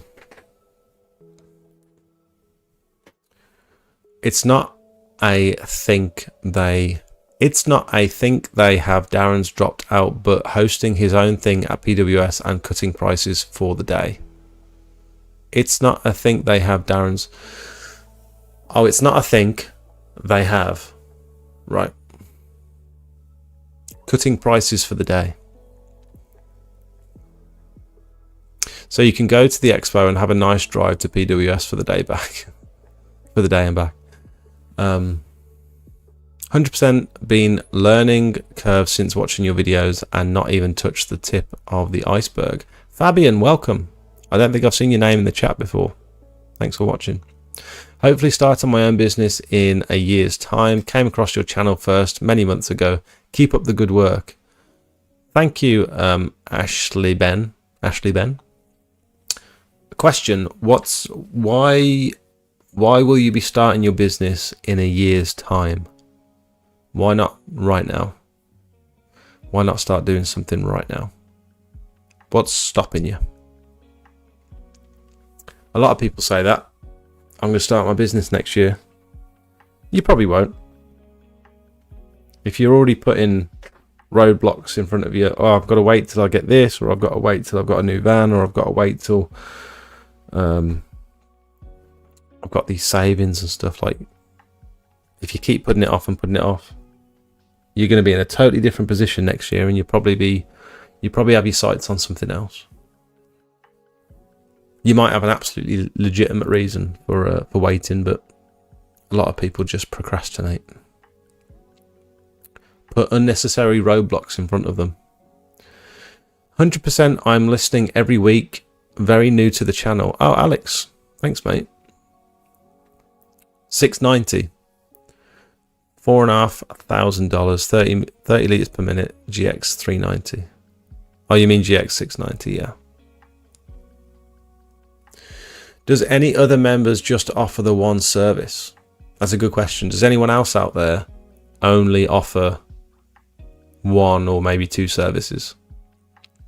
Because that was the issue for me. It's people saying, "Oh, do you know anyone that does this?" And it's like, I could do that. I could try and, like, I've not done it before, but I could do it for you. I could probably do quite a good job. And it's like, you do it once, and it's like, oh, how can I make that job faster? How can I be more efficient? And then you start offering it as a service, and it's like, well, you can't turn it down now because you've started. I've done it once, so why wouldn't I do it again if it's like not terrible? It's like roof cleaning. It's like, I've done it once, and then you very quickly forget how difficult it was, and then think, yeah, I'm going to start offering that now. Who's going to the Pure Seal Christmas party? That's a good question. I'm going. Drasdy, are you going? I want to save up first to buy everything outright instead of financing. If you listen to last week's episode of this live stream, we had Liam from LRS Exterior Cleaning, and that's what he did. Although you don't have to save up. Let's say it's going to cost you 6, 7, some arbitrary number, 7 grand to start your business, to get everything that you want to start your business, or to at least get going. What's stopping you like getting bits at a time and working your way up? Why do you need to buy everything all at once?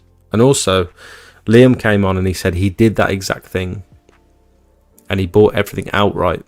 He had a lot of savings because he's good with his money, but he bought everything outright. And he said, I kind of regret doing that now, because I couldn't take any wages from the business for like the first year because I wanted to buy everything outright.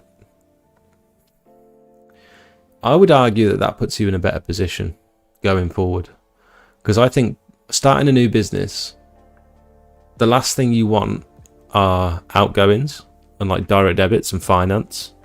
You want to be in as good position as possible, and I think to do that you need to have reduced your debt to as much as physically possible. So if you've got outstanding finance, or if you've got credit card debt or whatever it might be, I think the focus should be to pay that off, reduce your monthly outgoings like your phone bill, your Netflix, your Amazon Prime. Those were the 3 things for me, really. And then not increase your ongoing outlay. Like, what I wanted to do was have 2 months worth of wages sat in the bank. I got to the point where I had 2 months worth of work booked in the calendar. I had virtually no debt to speak of, really. And I reduced all my outgoings dramatically. I like that word. That's a new word. And I think that's a really good position to be in to start your new business. I think the last thing I'd want to do is start my business and then get £400-500 a month's worth of finance. I've got all the tools at my disposal, but then I've got this huge burden of outgoings, and I've got to make that sort of money every month, but I've got no customers. So how am I going to do that? Oh, I've got to spend more money on advertising. And it's like, I don't think that's the way to go. I think start small, work your way up, build your customer base, and then once you can prove to yourself that you can earn a consistent amount of money every month, that's when you can start leaning, I can afford £300 a month to get a new pressure washer on finance, or I can afford £350-400 a month to get a van or something. That's like a better move. I think that's a good way of doing it.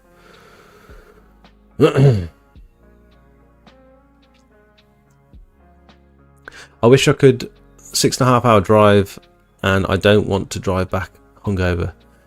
I'm not going to make any claims, but we're going to drive there, hour and a half, drive back Friday night.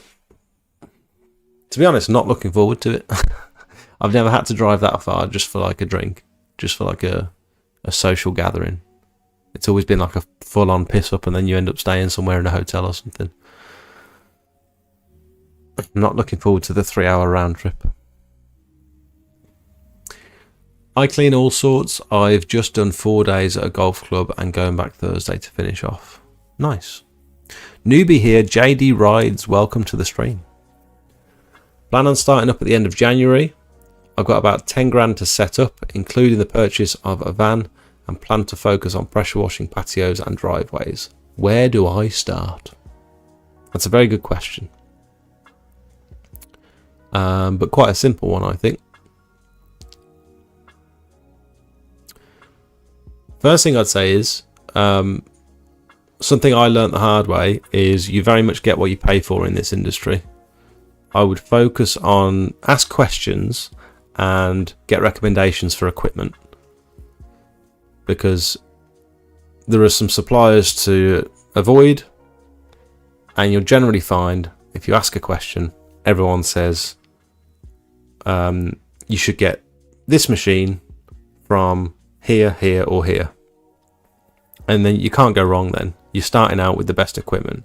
If you buy cheap, chances are you will end up buying twice, because that's exactly what I did. I tried to cut loads of corners. I thought I was being clever.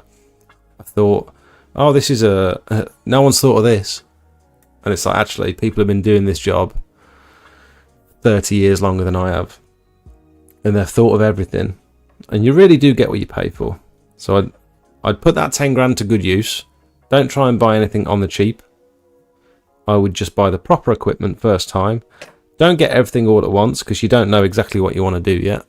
I wouldn't bother looking into steam cleaning or to roof cleaning or anything like that, because you don't know whether you really enjoy it yet. You don't know which route you want to take.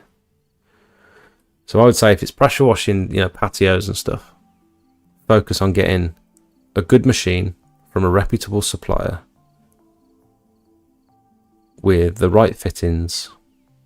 Ask questions about what sort of nozzles do I need, what's going to speed up the job. And I'd personally recommend getting yourself onto the Pure Seal course. Pure Seal do a approved applicator course, and it tells you everything you need to know about each surface, which chemicals are a huge part of pressure washing, so you need to figure out which chemicals are safe on which surface, which ones to avoid, how to remove stubborn stains like oil or efflorescence or rust, and also like chemical safety as well. You'll learn that all on the Pure Seal approved applicator course on the module 1. So if you go onto their new website, because they've just launched their new website, puresealservices.co.uk. I'm not even like promoting my affiliate link at this point, because it's too much effort for me to try and find my link and post it in the chat. Just you can go onto these training courses, and you've got the approved applicator module 1,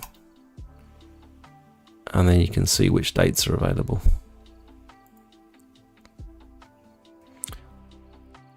Oh, I guess that's the last one of the year then. There'll be more. There'll definitely be more. Learn about all that. That'll be my and also start watching my videos from the very beginning. And take everything I say with a pinch of salt. Liam says, it's put me in a good position now, but you lack money to market, which you need. I bought things as I got a job. I never had a roof scraping kit until I got a quote in which paid for the kit. So in essence, I work for free on that occasion, but now every scraping job is profit. Dan, that's a very good point, and I did the same. So I'm not going to go and buy a load of kit that I might not use. I wait until I get a job, like repointing, for example. I've got no reason to have it to like buy a grinder or grinding wheels or a squeegee any of that sort of stuff. I wait until I get that job to go and buy all the proper equipment and to do it properly. I'll wait until it's booked in the calendar because I don't want the customer to be all flaky. I go and buy all the equipment and then the customer never ends up actually getting the job done. But that's a good way of doing it. You make sure the job pays for the equipment, so then you're not out of pocket. I like that strategy. I would 100% have financed the van or take a loan, but only on the van. Oh, okay, Liam. I was lucky enough to. Wayne says I was lucky enough to start as a sole trader with no overheads, but bought everything outright. I was into 29 grand, but debt free. 29 grand to start your pressure washing business. Did you get a nice van? That's probably most of the cost, isn't it?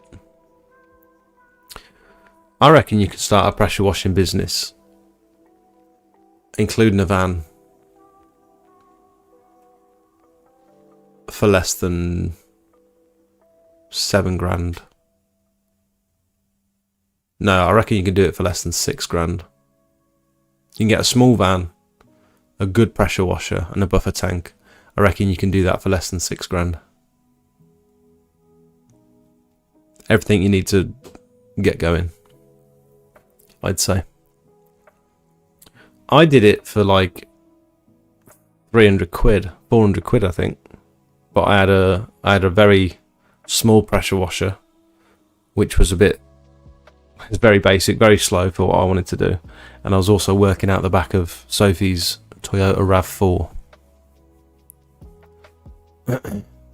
But I was also doing it on the side of my regular 9-to-5 job, so everything I was earning was just going back into the business, and I was able to scale it very quickly.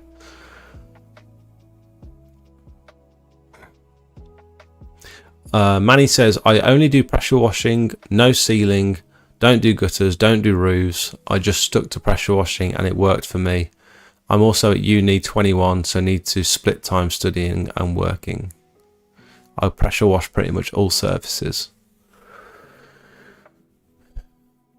Yeah, I mean, that is... Yeah, that's a difficult example to be like, it's doable. Because you're also at uni. I think if you were full-time, I wonder if you could get away with just doing pressure washing full-time.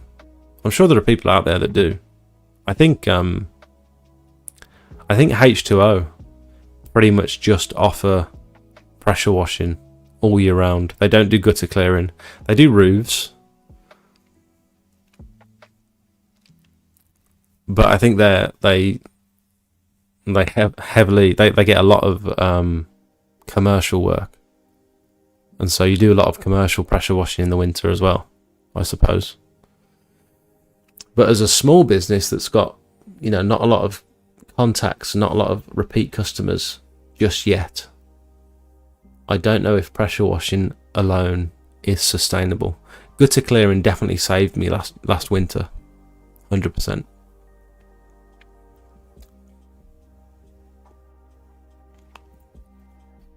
Oh, thanks, Matt, for posting my link. That's very kind of you.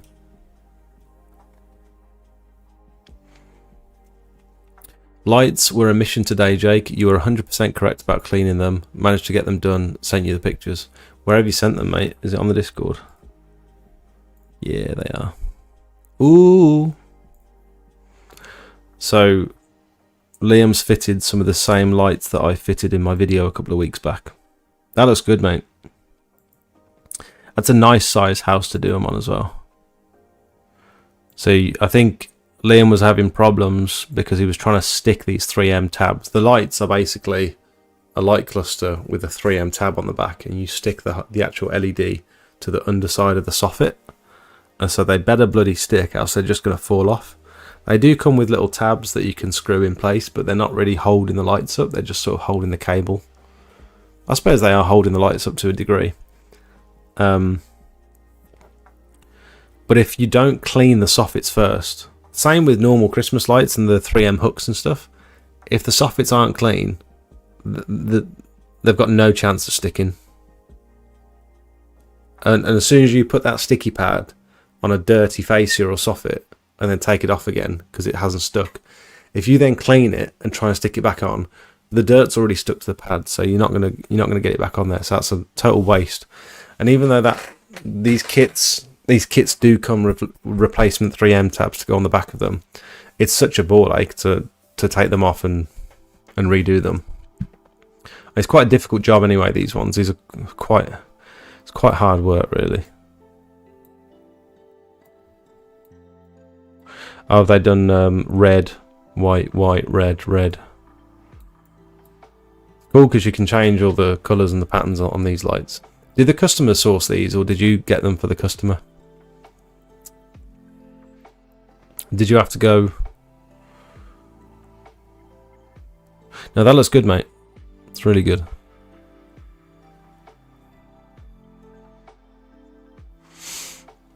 Quite a difficult job, I'd say.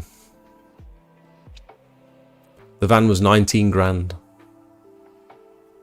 Was that just because you wanted a nice van, Wayne? I mean, I suppose if you've got the money and you want a nice environment to go to work in every day, I suppose why not? But I mean, most of the time you can get a decent van for less than 10 grand, can't you?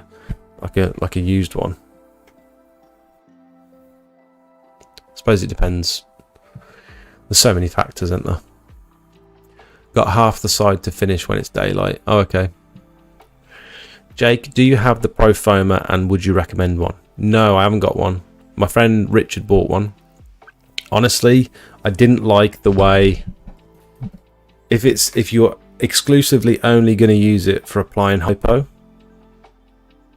I think it's okay. But because I use my X-Jet to apply hypo, biocide, and rinse down, I don't think it would be good for... You could do biocide. Yeah, you could do biocide. I don't think you could... You know how with an X-Jet you could like spray Synergy up some cladding up the side of a building or something? You can't go crazy high with an X-Jet, but I think you'd be able to go higher than you can with the foamer, the Pro Foam.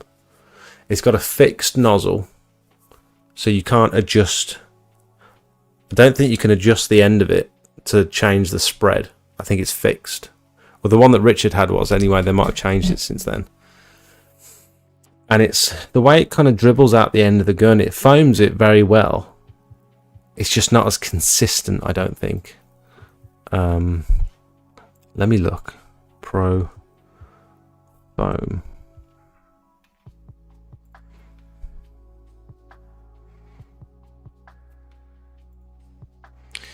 Yeah, like the end of it, I don't think the end of it's adjustable.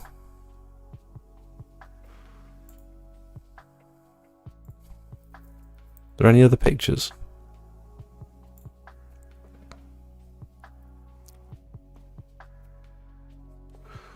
I sort of want to ring Rich.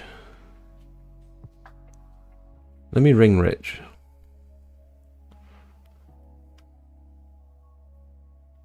He's probably in bed. I bet he's in bed.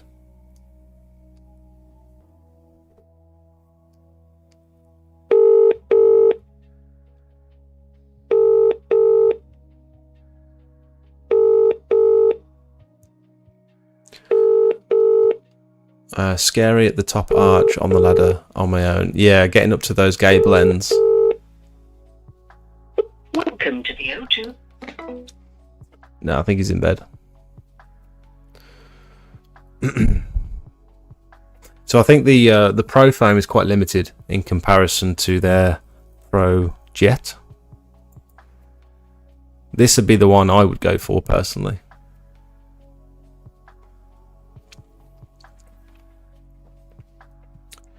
The customer asked for recommendations, so I suggested the ones you did. Ooh, brave. I don't think I'd suggest those to a customer. Just for the amount of work, it is for those Christmas light installations. The amount of work to install those particular lights compared to the sort of money you can charge for installing Christmas lights, I don't think you could charge enough where the customer's going to be like, yeah, okay. Not only are they paying a fortune for the lights, but the money that you'd want to make it worth your time. Like, I don't know how much you've charged to do that job, but do you think it was enough now that you've got halfway through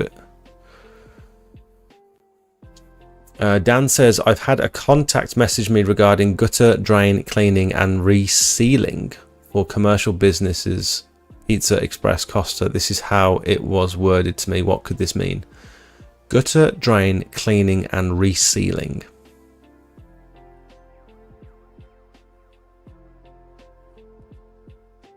I don't know what.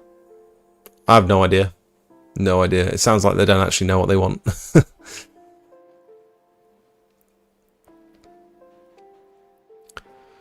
Pizza Express, Costa. Not sure, mate. Thanks for the advice. I'm making my way through your videos. Oh, nice. Awesome. Also sent an image in the Discord of the lights I did last week. Same lights you use, the permanent ones. Oh, everyone's using these permanent ones. Where have you put it? In the photos section? Yeah, look at that. Jesus. That is a statement, isn't it? It's cool how you can change the colours of each section.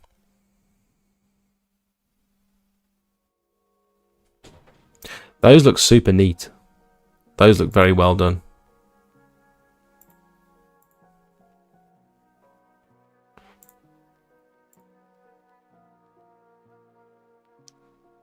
Looks like you fixed them closer to the wall than I did. So the wash on the wall is like much more. It's like more of a statement. It's because it's closer to the wall that the light's hitting the wall more.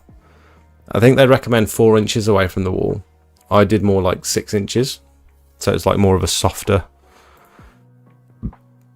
one. Did I post any pictures?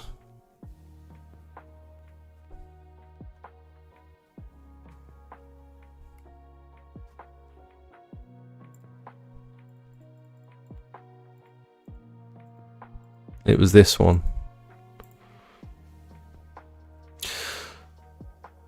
So you can see up here, look, mine are further away from the wall than yours are.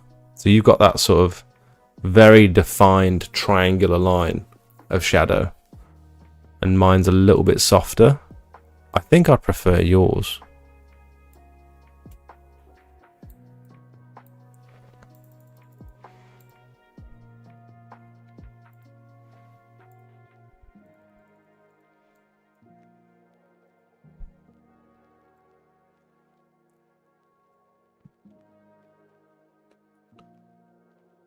I wanted a nice van with low mileage. It came with internal racking and hazard warning roof lights and all around cameras. Yeah, all that stuff is nice, isn't it? Just like quality of life stuff. That's what I use to make the X-Jet. You can change the tip. Car foam applicator. Ah.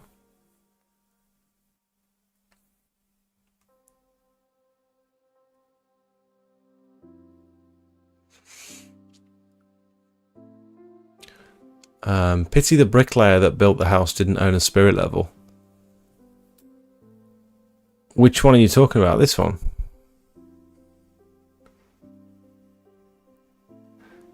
Ah, I think I see what you mean. Now that the light's sort of casting down, all the bricks are like that.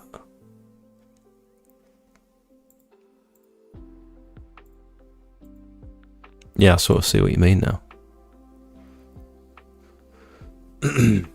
Speaking of bricklayers, look at the one I had to do today. It was a builder's clean. They just finished installing a wall. Look at the state of that. That's pretty crazy, isn't it?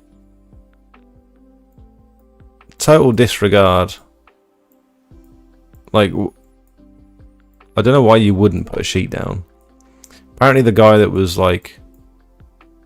I'm quite good mates with the guy that facilitated this job, and he said when the bricklayers were pointing up the bricks, they were literally just scraping them and just like launching the excess onto the floor underneath them, like scraping, just throwing it on the floor below them. He said I put a sheet down and then they took the sheet up. but we got it nice and clean. This side, there was still some mortar stains and stuff that I turboed this area because it was really bad. And I think he's going to need to come back with some brick acid. Someone asked in the Discord the other day about how to remove mortar stains from tarmac. And apparently you can use brick acid.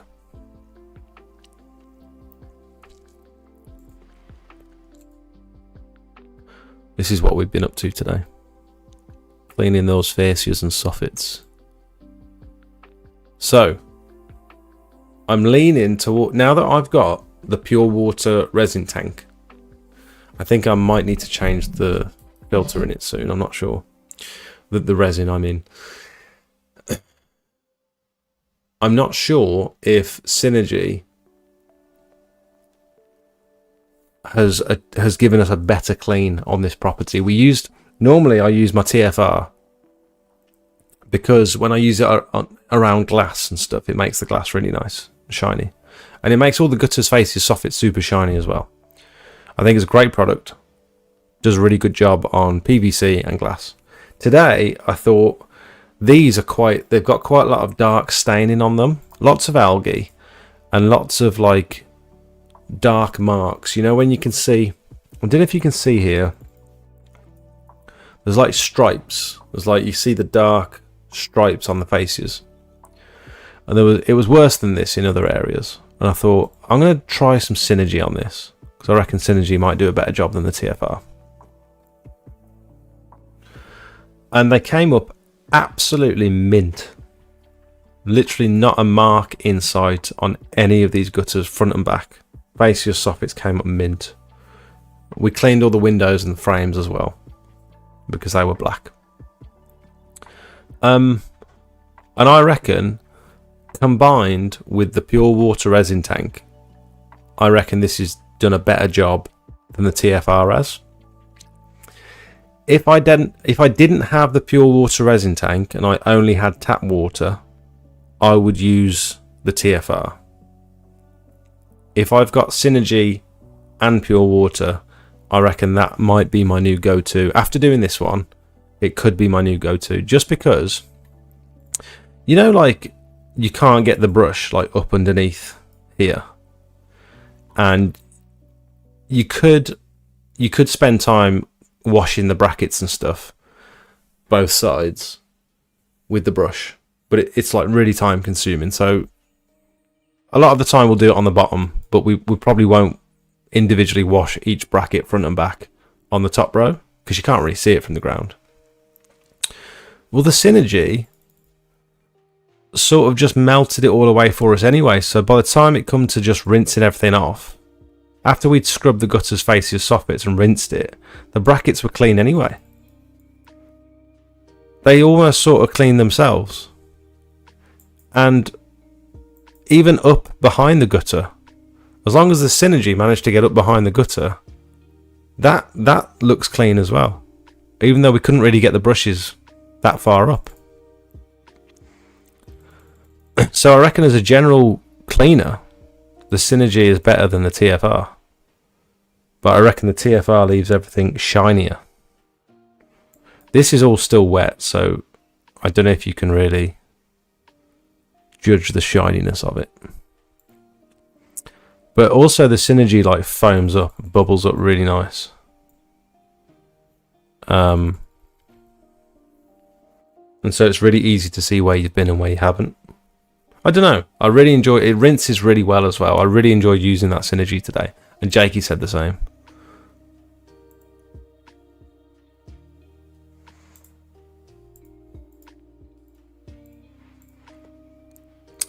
I don't think it's as effective on glass, but I think for PVC, it's really good. Also, I've used Synergy on glass with tap water, just like I do with the TFR, and it doesn't leave a streak-free, spot-free finish, whereas the TFR does with tap water. So I'm still carrying both around in the van with me. I think each job is going to be potentially a different solution.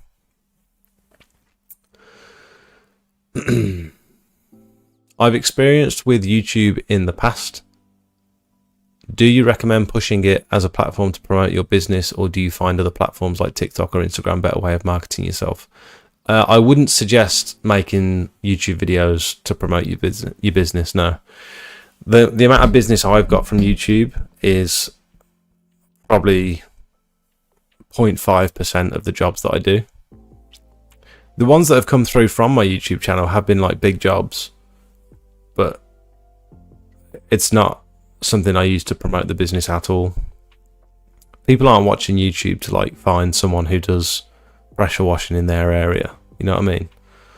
I'd suggest that the main thing for me from the start has been Facebook. It's been the best free form of advertising for my business. And get yourself set up on Google. Get yourself a Google My Business page. I wouldn't personally start spending money on advertising and stuff and Google ads until you've got some content on your pages. Get some reviews, get some before and after pictures, and then start experimenting with ads once you've got your website set up and stuff. I always use Synergy on PVC, conservatory roofs, etc. Tried others, but it's the best I find. I'm guessing, Paul, that you use pure water as well, though. In which case, it's sort of a no-brainer. But if you don't have access to pure water, I'd still recommend the TFR. But yeah, Synergy was very impressive today. Are you still using the power pole to rinse off, or do you feel this saves time? Do you dry it afterwards, or just leave them wet? I leave them wet. As long as all the drips are running clear. If I'm rinsing with pure water, and then I go around the other side of the house and I come back and I can see there's a few more dirty marks that have dripped down from the gutters, or the spots underneath are dripping and they're still sort of a little bit brown, I'll rinse it again. I'll give it a very light rinse again. You can like wrap the end of your brush with like a microfiber cloth and sort of just run it along. It takes 5 minutes. Like it's probably worth doing that actually. But yeah, you can also just give it a light rinse until it starts running clear, and then it will dry clear then. If you've rinsed it and you've still got like dirty spots, they're going to dry dirty spots. You know what I mean? At the bottom of the fascia, where it all collects at the bottom. The power pole, it's a lot of effort to set up the power pole just to pressure wash gutters, faces and soffits. So if you imagine, I think it does leave a better finish, but it means that I've got to set up my hose to the customer's water supply, plug it into my pressure washer. I'm then using fuel from the pressure washer. I'm having to set up the power pole, which is a hefty bertha, which is a big piece of kit. And doing that job on its own is quite a big job, just pressure washing the gutters, faces, soffits and all that. And not only that, we're still going over the top of it with TFR or Synergy and agitating it and brushing it in, and then rinsing it again with the power pole. It just seems like so much extra work for a potentially 5% improvement on the result. The power pole is really good for like making sure all the clips are clean,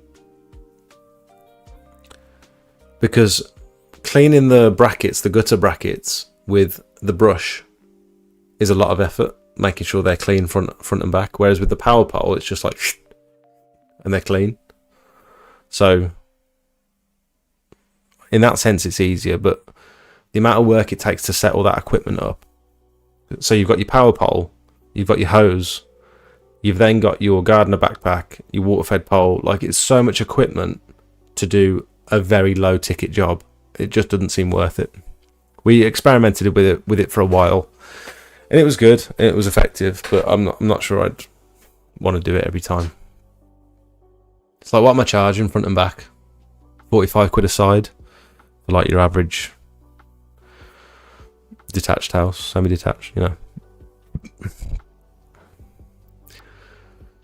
I do use pure water, but use tap water on soffits as I use the power pole on them. Okay, How do you get on with the power pole pull? Power pole pull. How do you find cleaning faces and soffits with the power pole? Probably not soffits, because you're not going to turn it upside down and blast pressurized water up into the soffit, but you know what I mean. You know what I mean. What else we got? I tried the we've been cleaning a roof.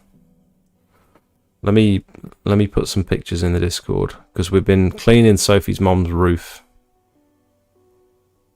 and I tried cleaning it with the flat surface cleaner, with the BE Whirl Away flat surface cleaner, 14-inch. Didn't get on with it. Didn't enjoy it one bit. Too flappy, flaps all over the place.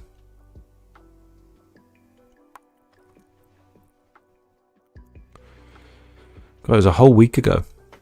We have used the scissor lift again though, which was cool. Made the job a bit easier.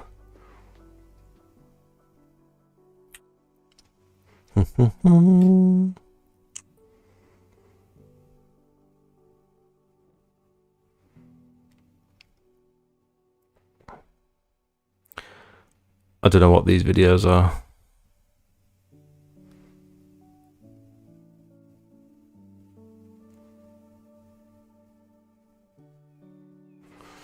I'm just putting them in the Discord now.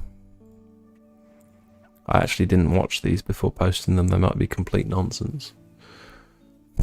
I'm tempted to strip down a Karcher just to the compressor and pump, mount it in a box, and then convert it to fittings for my power pole, run it off the generator, and then you have a dedicated washer unit for soffits and fascias.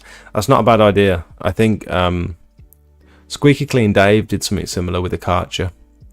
I think he was using one of the smaller power poles. Like, I think it was a BE power pole, like the aluminium ones, the extendable ones. I think he was using one of those with a Karcher for a while. Squeaky D. How do you train yourself without the equipment and have faith in yourself? Alex, that's a good question. You start doing family and friends instead of like real customers. Every job I've done, I reckon almost every job I've done, the first one was always like friends or family, and I've told them like, I've not done this before, but I'm keen to try it out. Can I try it on yours? Or they've approached me to say like, can you do this? And I'm like, I haven't done it before, but I can definitely give it a try. Sophie's mom, hers was the first driveway that I cleaned, block paved driveway. Hers was the first gutter clearing job I think I did. The first buyer side job I did.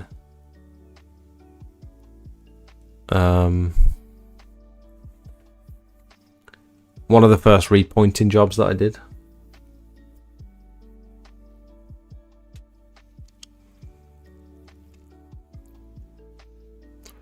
It's a bit of setup time, but once set up, I find it faster and does a good job. You only need a small amount of pressure for gutters, fascias, soffits, and I'll have the Jenny out for the vacuum, so it's kind of a no-brainer. It's very true. It's a good idea. Do you use the generator on every gutter vacuum job?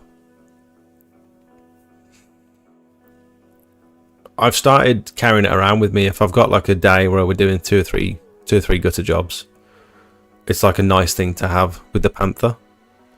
I never used to take it around with me. I used to leave it at home because I knew the people were going to be in, so I might as well just plug my extension lead in. But I think it's actually more versatile, just being able to carry the little generator around with you. I use a small cheap electric jet wash for the soffits, low pressure, no need to load a big jet wash up. No messing with the lead, having to ask for power, can move it anywhere on site. Yeah, exactly. Paul, do you need specific fittings? Did you have to change any of the fittings for your pressure washer to make it fit your power pole? Or did you have everything in the box that you needed? My videos aren't posting. Oh well. But yeah, this surface cleaner, the whirl away was just like flipping backwards and forwards. It was going backwards on itself and flipping up in the wrong direction. And it was just an absolute nightmare to use. Didn't like it at all. And it wasn't doing a terribly good job of cleaning as well.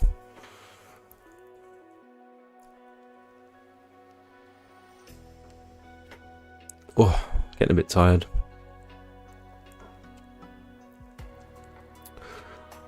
I've been looking at the Ni Clean. They know how to advertise. They've been putting a lot of effort into their videos and stuff on their social media, these guys. I think they're in Northern Ireland. And their marketing strategy, whatever they're doing, I like it. The way the sort of pictures they post, the comparisons that they put up, the videos that they're doing. Look at this. This gentleman is taking one of the first Black Friday packages off to its new owner. Full Mazzoni hotbox, high pressure cool, all of that here for his customer, being delivered right to his door free of charge. Get in contact if you need yours today.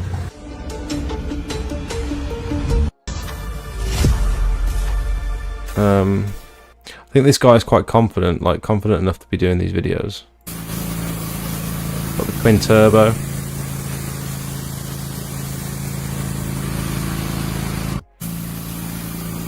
Like, they're not scared to show the products off and show you what it's all about. Actually pulling the equipment out and showing you how it's used and stuff. I think this is the way. Trolley starter pack, fully equipped, Trojan trolley, 30-metre reel, DI bottle, 30-foot 9-pole, equipped with a univalve. This is an all-in-one business starter pack. It is all you need. The easiest bit about this Trojan is you're just filling it directly into the top of the Trojan. It's coming out through the DI filter, into your reel, and out through your head to then wash the windows, UPVC, whatever you want to. This package comes in at £1,200 plus the VAT, guys. You're going to get that nowhere else. It is a massive saving on this package.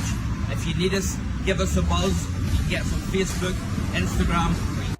This is the way to do it, right? The reason I was impressed with this is because they've got the good video. I mean, the audio's not great because you can hear the road behind. It'd be better off with like a lav mic on his jacket or something. But you've got the voiceover.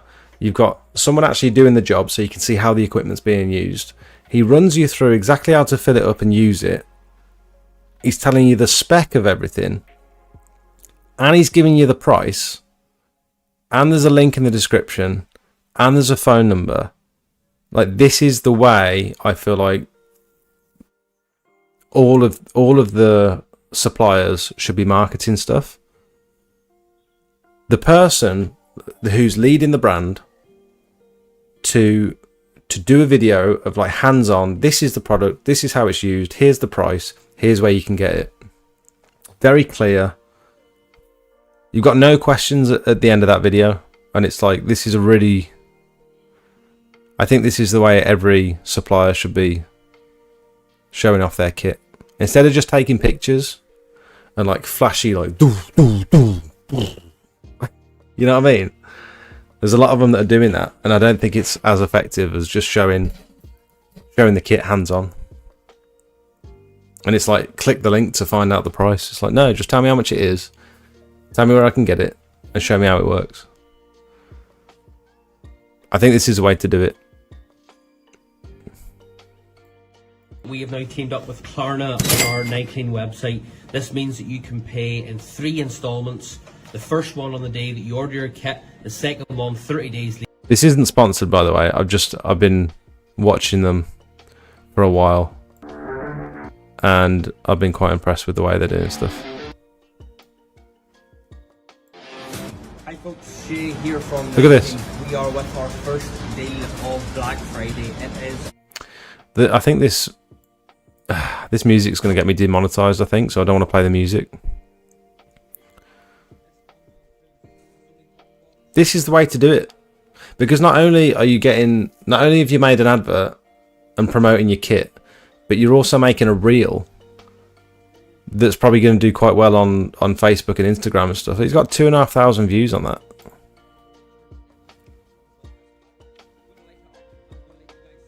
What this is all about and what the hype is. Angle adapter in, and then your jet goes directly in on top of that. Showing exactly how it's used. I'll stop with the music though.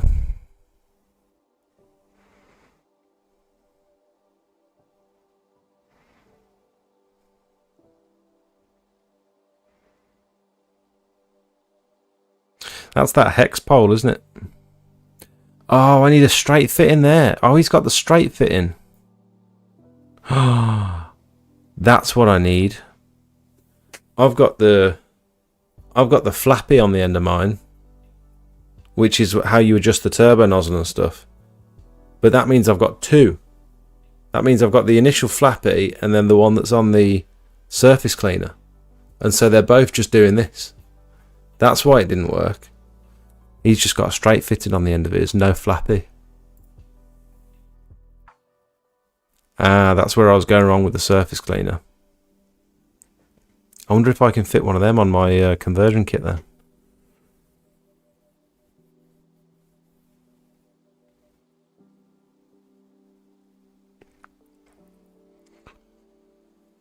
This is the way to promote your business.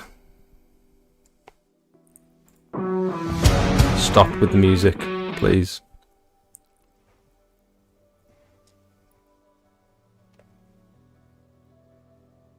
This is what Darren should do. Darren from PWS, if you're watching this, you're good at this sort of stuff. Get someone to film you, put a microphone on your jacket and say, look at this bit of equipment that I've got. This is how it works. This is the sort of power it puts out. This is what you can do with it. You can clean this, this, this, and this. Comes in at this price. Order it on the website. Link in the description.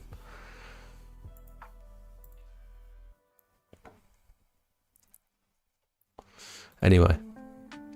Not long started up. Going to do a full steam. Going full steam in January. Planning on doing pressure washing and gutters too. Any tips at all for starting out? I've just sort of been through this. I'm not sure if you've only just joined, Daniel. Thanks for joining, by the way. Cool that you're starting a business. But I've just been speaking with, what was the chap's name? JD Rides, a little bit further up. So if you've just joined, when I click end stream, if you watch the rerun of the stream that will be uploaded in the live section on my YouTube channel, you'll be able to catch up and see the same sort of advice that I've given about an hour ago. Also, with the low pressure unit, you can use these spinning brushes and effortlessly scrub. What spinning brushes you talking about? One of these things. You'd use one of these to clean fascias and soffits. Maybe solar panels. This might be good for solar panels. Not sure it's the right shape for fascias and soffits and stuff. Personally, I might be wrong.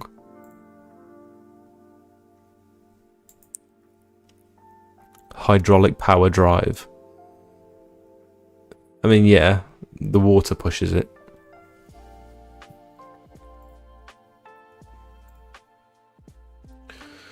I agree, I would buy from these guys NI Clean. It's good to see them using the gear and explaining how it works. I agree that you agree with me. Guys, I think that's it for today. I don't want to drag this out any longer than it needs to be. That's 2.5 hours, not bad. I think I've covered everything I want to cover. I think we've got through some good questions and stuff. Sorry there's no video this week. I've not been terribly inspired to film anything. I have been filming the roof clean that we've been doing. Maybe I'll continue filming on that on Thursday when we go back to do the back. Let me see if these Let me see if these videos of... They're not in the Discord yet. Damn it. I wanted to show you some little videos of what we've been doing. Not to worry. Are you attending Friday at Pure Seal? Yes. Jet clean pressure washing. Yes, I am. Are you? Are you, matey? Right. I'm going to leave it there. Thank you ever so much for watching. I hope you have a really good week. And thanks for joining in. You're travelling from Essex. Jet clean. I'll see you there, mate. I'm a bit nervous that people are going to potentially recognise me and I'm not going to know who they are. So make sure you tap me on the shoulder and say hello. Let me know that you've come from the live stream. Or let me know that you've seen me on the live stream, you know what I mean. Brendan, thanks for watching. Wayne, cheers. Darren. Have a good one, everyone. See you in a bit. Now, these videos take a lot of time and effort to film and edit on top of trying to run a successful pressure washing business. If you find any of the information in my videos useful, then I'd like for you to consider becoming a paid member of the channel. Circle members and above will get access to my private Discord for members only, where you can pretty much get a hold of me 24 hours a day for inspiration, technical help, marketing advice, or just a general chat. I post pictures and videos that you won't see on any of my other socials. You'll be the first to hear about giveaways, special offers and announcements, and it's just generally a nice place full of like-minded people who are all heading towards similar goals. We've got various different experience levels. We've got a few professionals in the chat as well. If you want to push your business, in my opinion, this is the place to be. We also have two other membership tiers. One is just to show a bit of support for the channel, and the other one is for boosted members, which will not only give you access to the private Discord, but also loads of high quality promotional images for you to start your business. I know what it's like when you're ready to get going, but you don't have any before and after pictures to put on your leaflets. At the moment, there's about 150 images that you can use for pretty much whatever you like, and my intention is to constantly update these over the next few years with all of my before and afters that have helped promote my business. Last thing before I let you go. New videos come out every Monday night at 5:30, and then I go live at 7:30 to chat to you guys and answer as many questions as possible. We do live quotes for real customers and just generally keep up to date with everything going on in the pressure washing world. Thanks for watching. Back to the video.